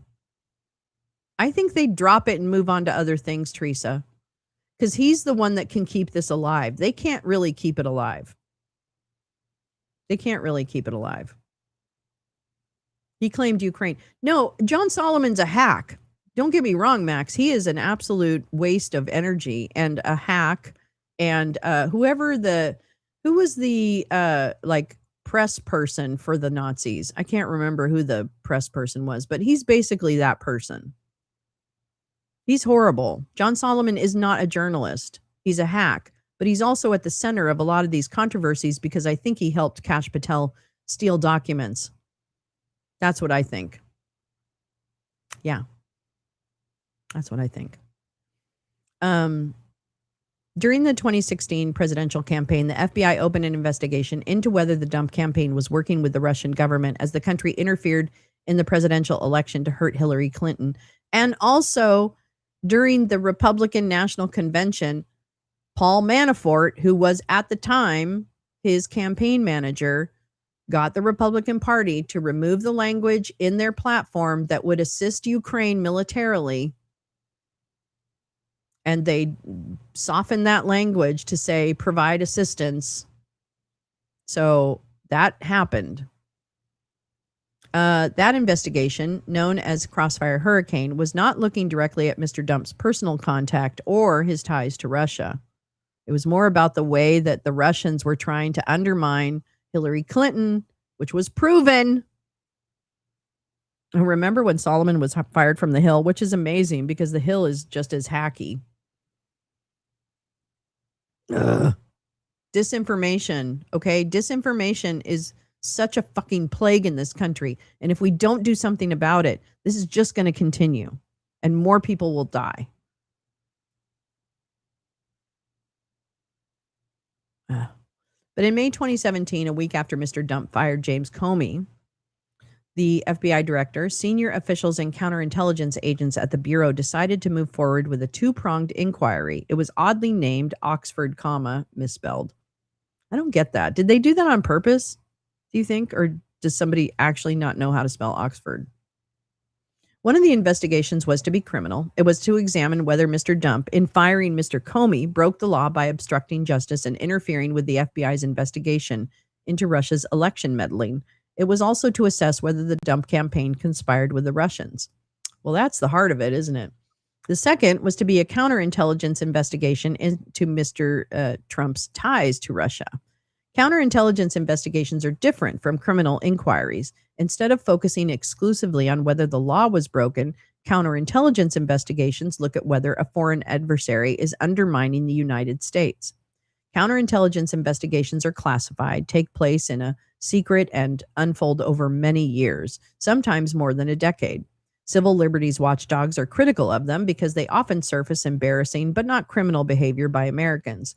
People are rarely charged in such cases, but the FBI often takes steps like warning officials and citizens about how those around them may be trying to influence them.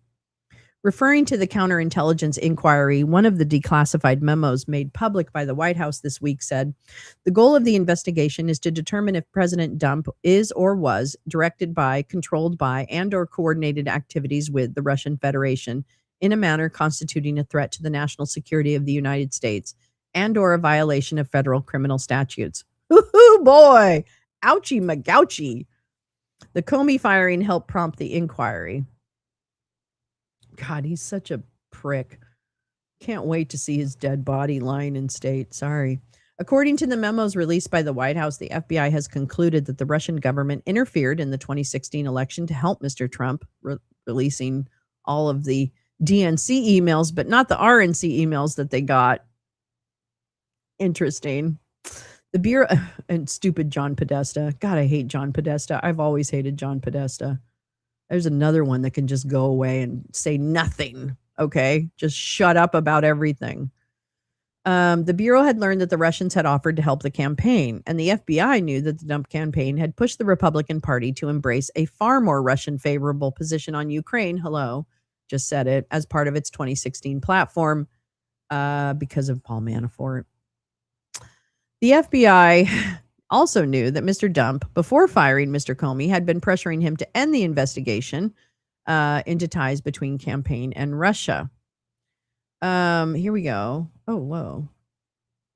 Oh, I see. It's still going. The U.S. says it has revoked more than 175,000 visas under Trump. Revoked. Wow. See, why is this even reported? In the Oval Office, Dump calls Democratic candidates jihadists. Who gives a shit what he calls us? Who gives a shit? I don't give a shit.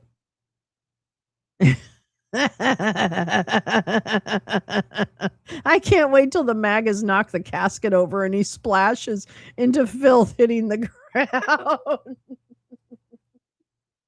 They're going to rush the casket. I love it. I fucking love it. It's lying in state. I have a big... It's lying in state in the middle of the rotunda, right? Right? And here come all these J6ers. Here come all... My hair's out of control. Here come all these J6ers rushing the rotunda and pushing the casket.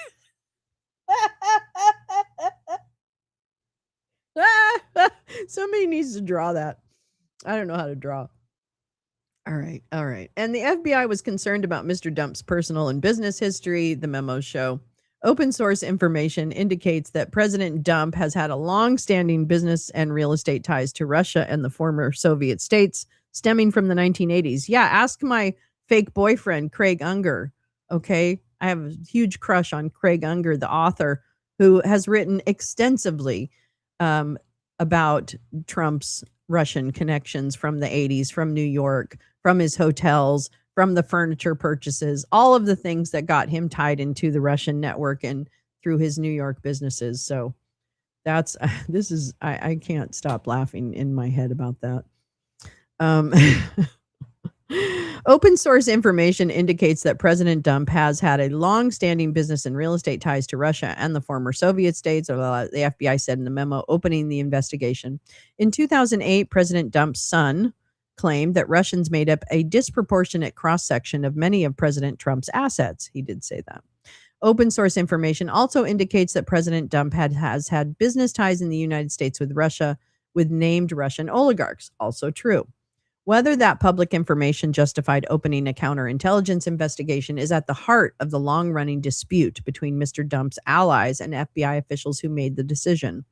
Mr. Dump has always asserted that his personal business and financial links to Russia were minimal, but they're not.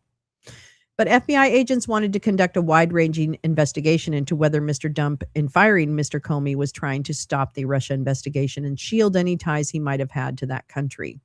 The obstruction itself would hurt our ability to figure out what the Russians had done, and that is what would be the threat to national security. The FBI's general counsel, James Baker, testified to Congress at the time. I'm going to read that again because this is really the heart of the matter. The obstruction itself would hurt our ability to figure out what the Russians had done, and that is what would be the threat to national security. That's a really good point. That what Trump is hiding is the point of his obstruction, and that is harmful to the United States. If he's not being completely honest about his ties to Russia, especially in the environment where the Russians are helping him win an election. Special counsel is appointed. On the day the Oxford comma investigation was opened, acting FBI Director Andrew McCabe briefed the Deputy Attorney General Rod Rosenstein on the Bureau's decision. The following day, Mr. Rosenstein undertook his own extraordinary decision. He appointed the former FBI Director Robert Mueller to be a special counsel to investigate Mr. Dump and his campaign. But what was not known at the time was that Mr. Rosenstein, in appointing Mr. Mueller, had in effect killed the counterintelligence investigation. Really? He's asking the Supreme Court. I don't think they're going to do it. I feel like they're not going to do it. Mueller's focus on crimes derailed the counterintelligence inquiry. Yeah, I think he fucked that up. When Mr. Rosenstein appointed Mr. Mueller, he authorized the special counsel to conduct criminal investigations into Russia's meddling in the election and ties between Mr. Dump's campaign in Russia, and into whether Mr. Dump tried to obstruct that investigation. But Mr. Rosenstein did not ask Mr. Mueller to conduct the counterintelligence investigation into Mr. Dump, and made clear to Mr. Mueller that he did not want him conducting an open-ended, years-long investigation. Mr. Mueller interpreted his appointment as one to just investigate crimes. Although Mr. Rosenstein did not authorize Mr. Mueller to conduct the counterintelligence investigation, responsibility for overseeing it was transferred to the FBI agents working on Mr. Mueller's team, according to memos released by the White House. But since the special counsel's mandate was to focus on crimes, the counterintelligence focus fell by the wayside and was limited to activities within the scope of the special counsel's jurisdiction, according to one of the memos. When Mr. Mueller's report was released in 2019, it said that the investigation had found no evidence that Mr. Trump and his campaign had conspired with the Russians during the 2016 election, but Mr. Mueller declined to make determination about whether Mr. Trump obstructed justice. The report did not contain a section on Mr. Trump's personal ties to Russia and whether he was compromised or represented a counterintelligence threat, which he does because he owes people money. Shortly after the report was released, Mr. Mueller testified about it before Congress, acknowledging under questioning that he had not examined whether, for example, Russian oligarchs had laundered money through Mr. Dump's businesses. Mr. Mueller, in response to another question that day, acknowledged that he had only looked at crimes and appeared to leave open the possibility that some counterintelligence investigation could still be underway. Mr. Mueller delivered that testimony on July 24, 2019. The memos released last week by the White House showed that the counterintelligence investigation had been closed more than 3 months earlier. Jesus Christ.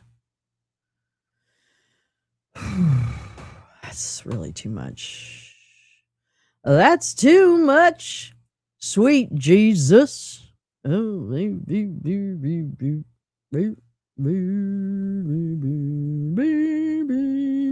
of want to read that. It's a little long, but I kind of want to read that. I want to read this, even though I hate Politico. I do hate Politico. And I'll find the maternal. I don't know where that maternal. Actually, let me see if it's in my bookmarks. I'm sorry. I really wanted to read that.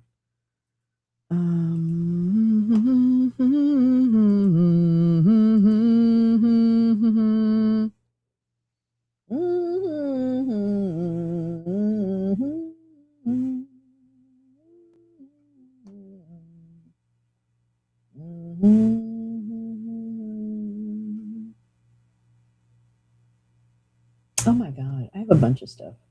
Wait, I want this. Open in a new tab.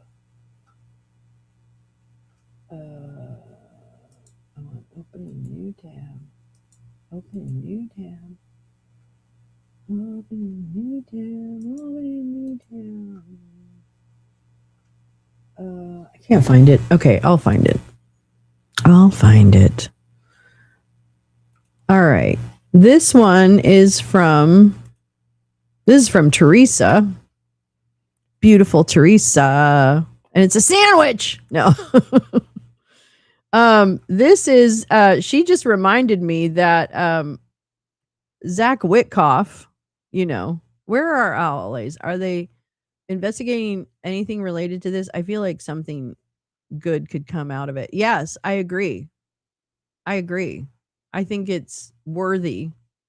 I don't know. You know what I'd love? Okay, I'm just putting out this call to my beautiful 15 viewers. I really want to have an interview with Craig Unger. And I know somebody knows him. I know he's been on like RadPod and stuff before. But I would really like to have a conversation with Craig Unger about his investigations into Trump and Russia. So if anybody knows Craig Unger, if you can just let him know that this little dopey podcaster with no real show would love to talk to him and spend his time. But I just want you to know that Teresa found this little gem, and it is Zach Witkoff with, you guessed it, cocaine. I don't know how to make this full screen. Okay, there we go. So this is apparently, when is this arrest? I didn't even check when the arrest. Oh, January 1st, 2022. He was out for New Year's. Okay, this is Steve Witkoff's son, also one of the architects of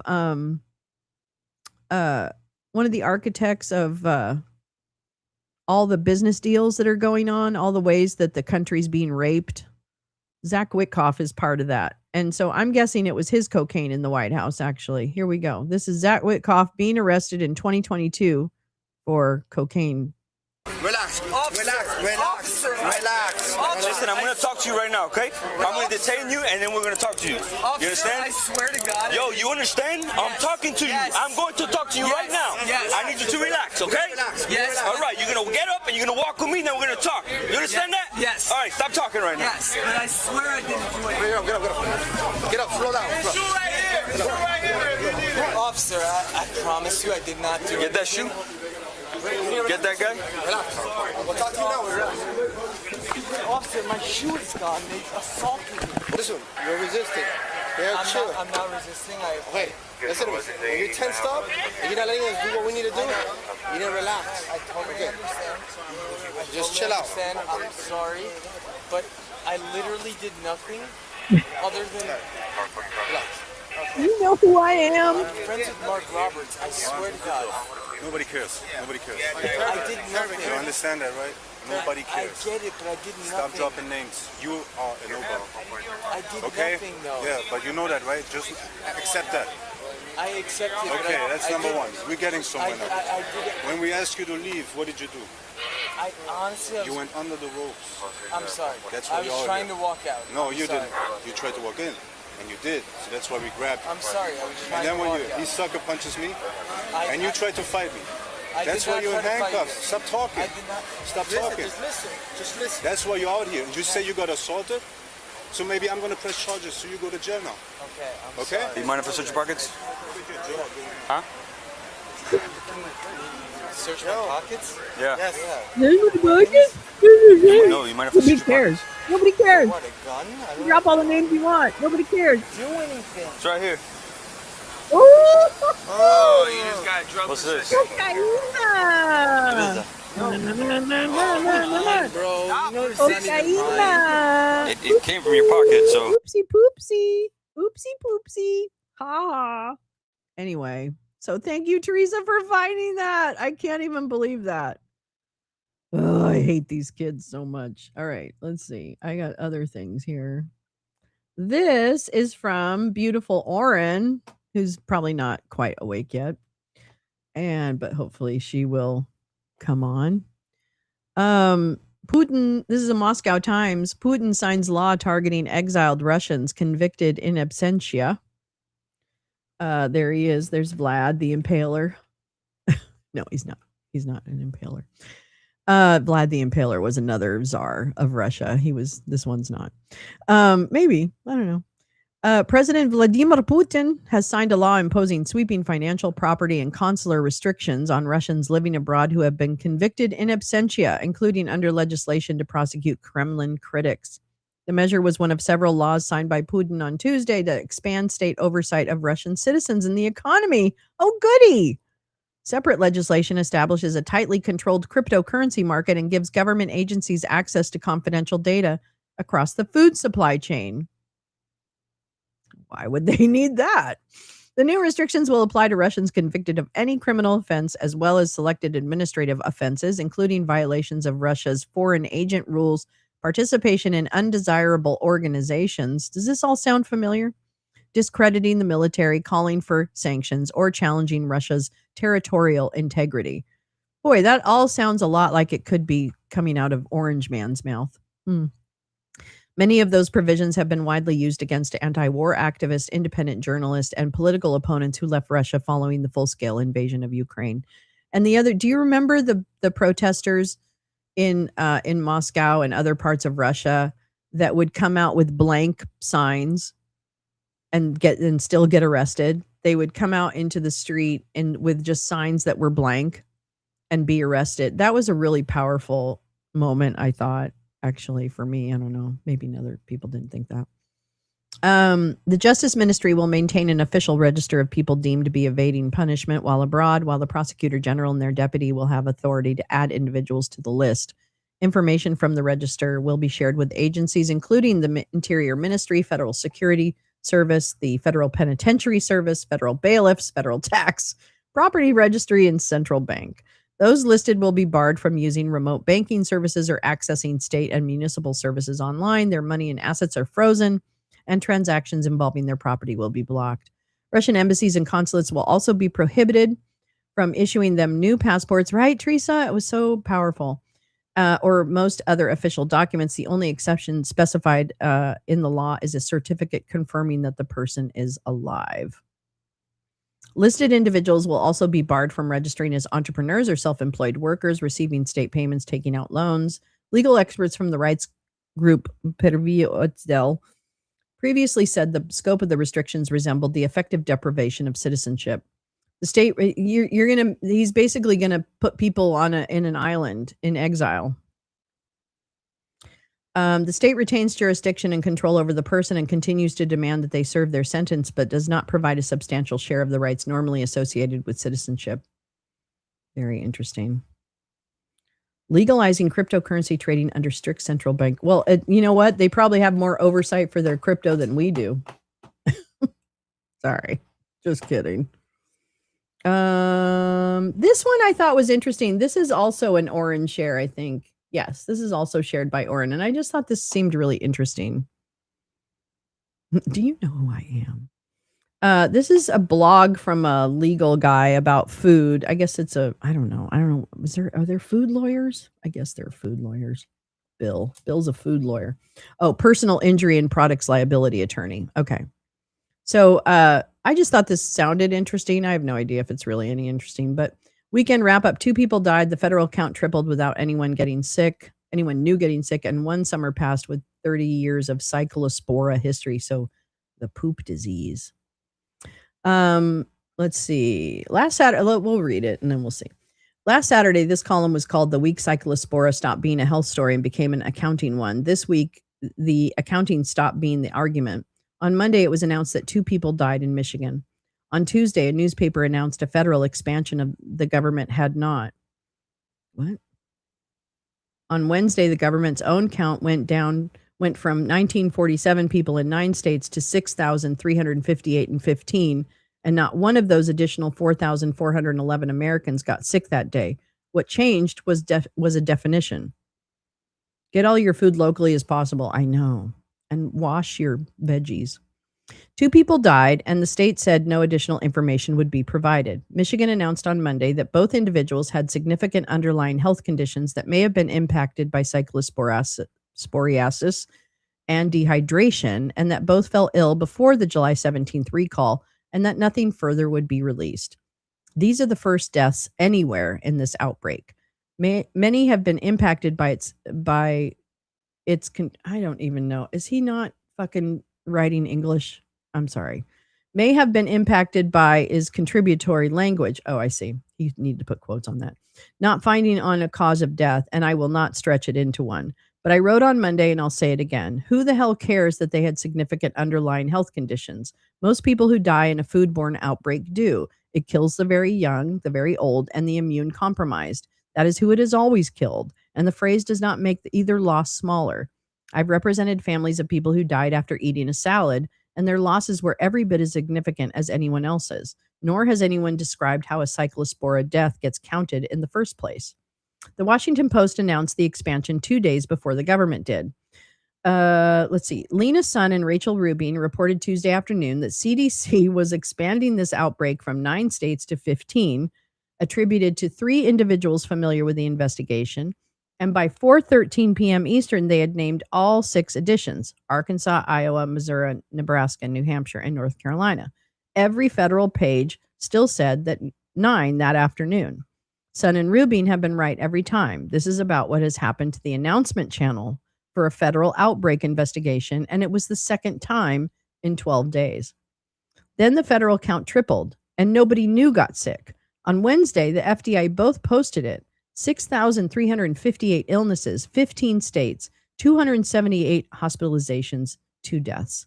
The day before, the same outbreak was 1,947 people in 9 states. The case definition widened. Until Wednesday, a person entered by reporting they ate at Taco Bell. And now they can enter by eating at Taco Bell or eating recalled Taylor Farms lettuce anywhere at all. Boy, this guy needs some grammar. Okay, I don't understand his grammar, but it's okay. The change was not announced, not dated, and the earlier series was not republished, so no trend line through it means anything. It is the point I've been making since mid-July. God bless you, Bob Marler, or Bill Marler. The federal number was never measuring a parasite. It was measuring one restaurant chain. Really? Taylor Farm says the lettuce shipped June 29th. FDA says people started getting sick June 22nd. The company told the Post recalled shredded iceberg went out June 29th through July 16th. And when the paper asked what had shipped before June 29th, it declined to say. CDC puts incubation at 2 to 14 days. So a June 22nd onset means an exposure at least 9 days before the recall window even opens. New Hampshire published its own exposure window beginning of June through July 20th, 4 weeks wider than the company's at the front with a street address on it. A recall is a boundary drawn on a calendar. Taylor Farms drew this one and will not say what is on the other side of the line. So what happened before then, I guess. Yeah, Taylor Farms needs to really go. Yeah, poor Bill. He's struggling. Nobody's proofreading his shit. He's a one-man shop, man. I got to put it up and then I got to go. And Taylor Farms' own page now says 2 different things about where the lettuce went. The company put up a cyclospora information hub this week. Central Mexico sourcing suspended for the season. Production there halted since July 18th. Outside experts commissioned roughly 2,000 of its own samples negative since May. And a concession it spent July arguing around the epidemiological evidence is a legitimate tool in an outbreak investigation. Read it twice, though. Its recall notice lists 27 states without West Virginia. Its own FAQ answers the same question with 28, West Virginia included. FDA's advisory has the identical split between 2 of its section. West Virginia has been an outbreak state since July 14th. Nebraska's on neither list, and nobody has explained how a state joins an outbreak traced to a product the shipping records say never arrived. Okay. I love you. Bye. Yeah, rinsing doesn't completely move the parasite. Okay. Oh, darn it. Okay. Don't buy bagged convenience vegetables. Yeah.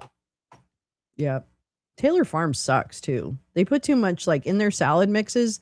I haven't eaten them recently, but when I did, they have too much cabbage in them. I like a little bit of cabbage, but they go crazy. And onion. I'm like, why are you putting onion in this? Anyway. Okay. One line there is worth on the whole page. The company says its water sources are tested for indicator organisms. That is generic E. coli, the only numeric criterion in the federal agricultural water rule, and the organism FDA's own guidance says will not find this parasite. They're doing what the rule asks. The rule asks for the wrong test. Oh my God. This is behind the curtain in ways I don't want to see. And there are no anchovies in their bag, Caesar. That's right. Bye, Jay. I'll see you. Okay. The rule asks for the wrong test. CNN spent the week on the pattern behind all of it. Casey Tolan, Abu Ghazala, Kurt Devine, and Kyungla counted at least 5 cyclospora and E. coli outbreaks tied to the company over the past decade, and Law put it on television on Friday. A former FDA official says the company worked hard to keep the agency from naming it in the 2024 McDonald's onion outbreak, the Great Onion Outbreak. FDA has not inspected the Guanajuato plant since 2019, and this year, 5 of the company's more than 160,000 Mexican shipments were physically inspected. 5? 5 are sampled? People eat the evidence. A negative result on what is left in the cooler is not a finding of innocence and is no substitute for a name. I mean, Bill, I love you, but this writing is absolutely, I don't know what the state of consciousness is that you're in, But your stream of consciousness is really hard to decipher. I'm so sorry, sir. That's the feedback I'd like to give you. Michigan alone now reports more people hospitalized than the entire 15-state outbreak. The state finished the week with 12,485 cases, 279 hospitalizations. The federal figure for all, this is bad. The federal figure for all 15 states is 278 hospitalizations. The same, so basically what this guy is saying is we can't trust the CDC or the state reporting. Or maybe we can just trust the state reporting. Michigan, okay. The same afternoon it reported that 279 hospitalizations. Michigan lifted its bag salad advisory. Natasha Bagdasarian, probably because bag is in her name. The state's chief medical executive said the worst is behind us based on the data available today, and was careful to say she meant Michigan. Really?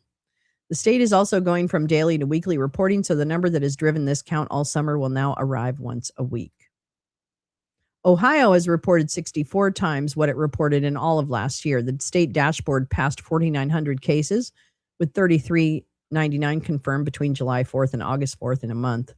Ohio confirmed 76 in all of 2025. Arkansas is at 237 against last year, 144 of them in Benton County. Most of them in Benton, and against the 41 Arkansans CDC counts in the 15-state outbreak. Add every state's own published number, and the floor is 26,755 people, up 5,000 in a week. Bye, Jay. CDC's surveillance page reads 10,468 laboratory confirmed, plus 12,255 awaiting confirmation. Hold any of those against the 249. I don't even know what that means, sir. FDA opened a brand new cyclospore investigation the same day it announced the old one had reached 6,358. The agency's outbreak table now carries 7 cyclospora files, and one of them names a food. Reference 1398 was posted August 5th. 10 people, no vehicle. I don't understand that. Okay, whatever. Honey, can you sum it up for us non-people? Oh yeah, jalapenos outbreak. We got that. I'll put this for the ones of you who can understand what he's saying. I'll put this about Bill. Good old Bill. Bill's a tough one to follow. I'll keep listening, but I'm laughing a little too much. I understand.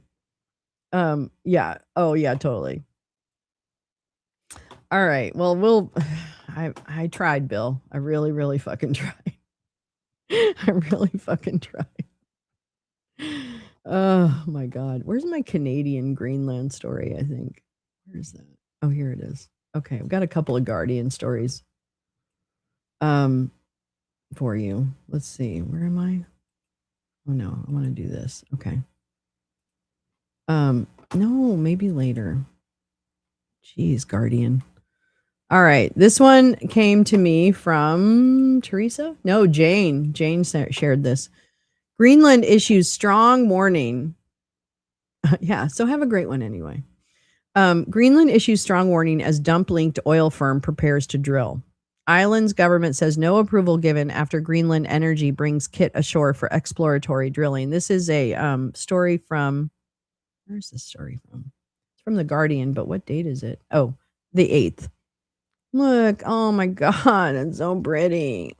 It's so pretty. I just want to stay there. Just want to go to I want to go away. An American oil company connected to dump is preparing to sink wells in remote Greenland despite not having received permission from the local authorities. As the U.S. president renews his threats to claim the vast Arctic territory, materials to prepare for drilling were brought ashore in recent days on Thank you, Teresa. On Greenland's eastern coast. Yes, thank you. That has prompted Greenland's government to issue a strong warning that no approval had been granted to land the kit. All future logistical matters must be advised and approved by the Mineral Resources Authority before they are carried out, the government said in the statement. 2 days later, Dump made his latest menacing post on Truth Social, showing himself looming over a Greenlandic village. What the fuck? Oh my God. I mean, this guy couldn't be any more Mussolini. Like he is out Mussolini'd Mussolini. He is out Stalin'd Stalin. I'm going to call him Stalin-Lini. Oh my God. Why are we doing this? Why did we let this man get power? And his clown car. This is so embarrassing. Executives of Greenland Energy, a Texas company set up last year, have claimed that 1 trillion of crude may lie beneath the Jameson land region. They announced plans to spend $60 million drilling 2 wells to find out.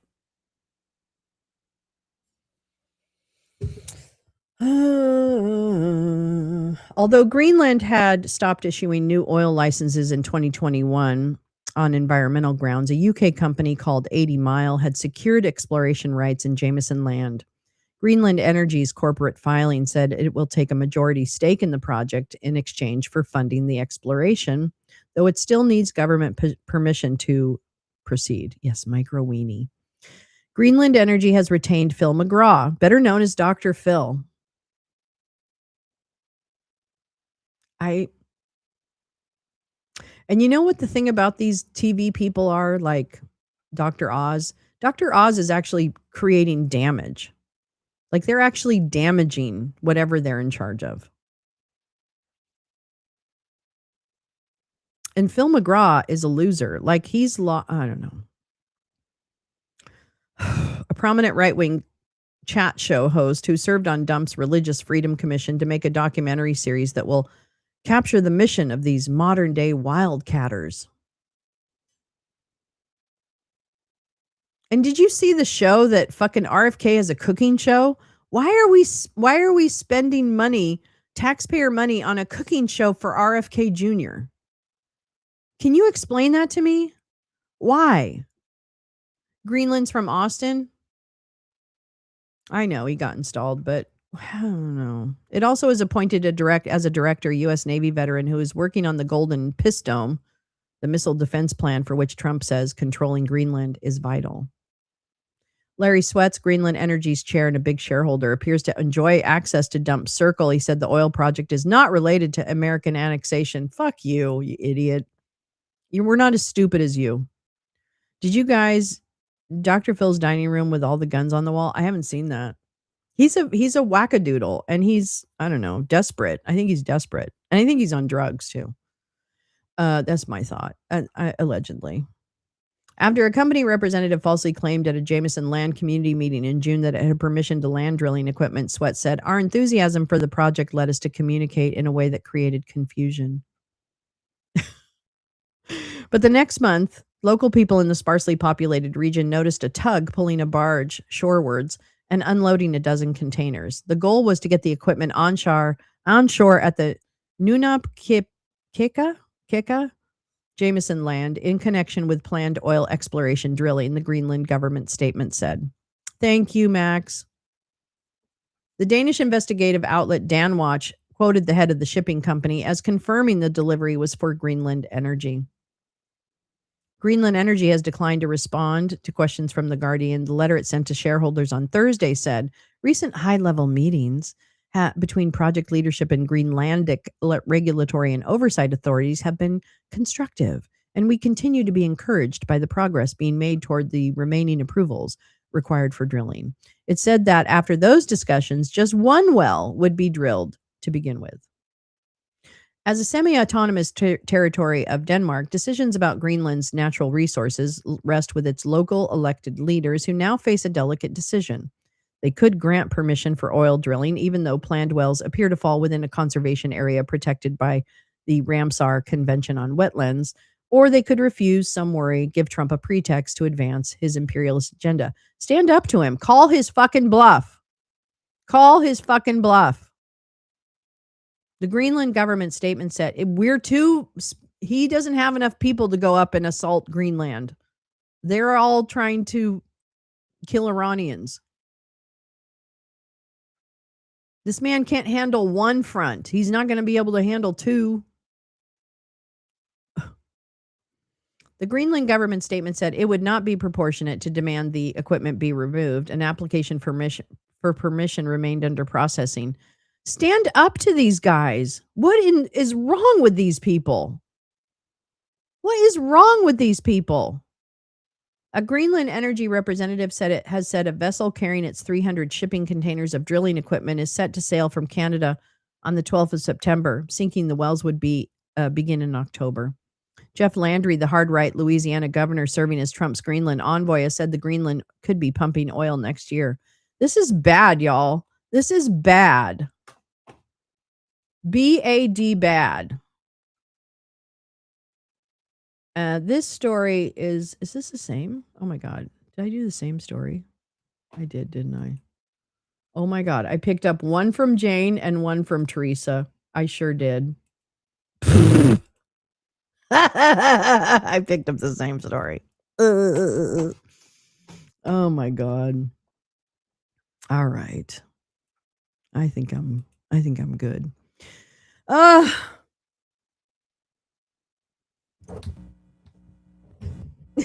to get this mic out of my. Stop fucking with my focus. Oh my God. What a world. What a world we're in. I don't know, kids. Well, God bless all the people standing up to this fucking regime, but please, Greenland, you can do it. We believe in you. We don't want him to take you. We don't want them to drill in Greenland. Anyway. All right. Well, I'm going to call it a little early today. Tonight on Discord, I am going to be showing a documentary called Time and Water about glaciers. So apparently 2026 documentary got some really good chatter about it. So we will watch that tonight in Discord starting at 6 p.m. Pacific, 9 p.m. Eastern, everything in between and outside of that.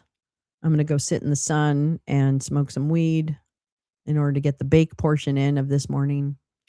And I will see you guys later on. I'll see you in the Discord, and I will be back tomorrow morning with more fun and fuckery here on the Chan.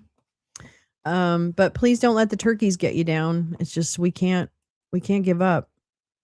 Get your children vaccinated. Please.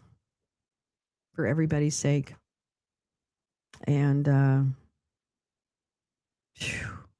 don't believe the hype.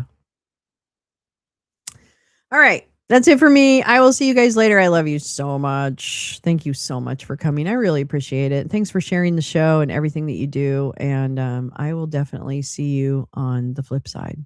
All right. Bye.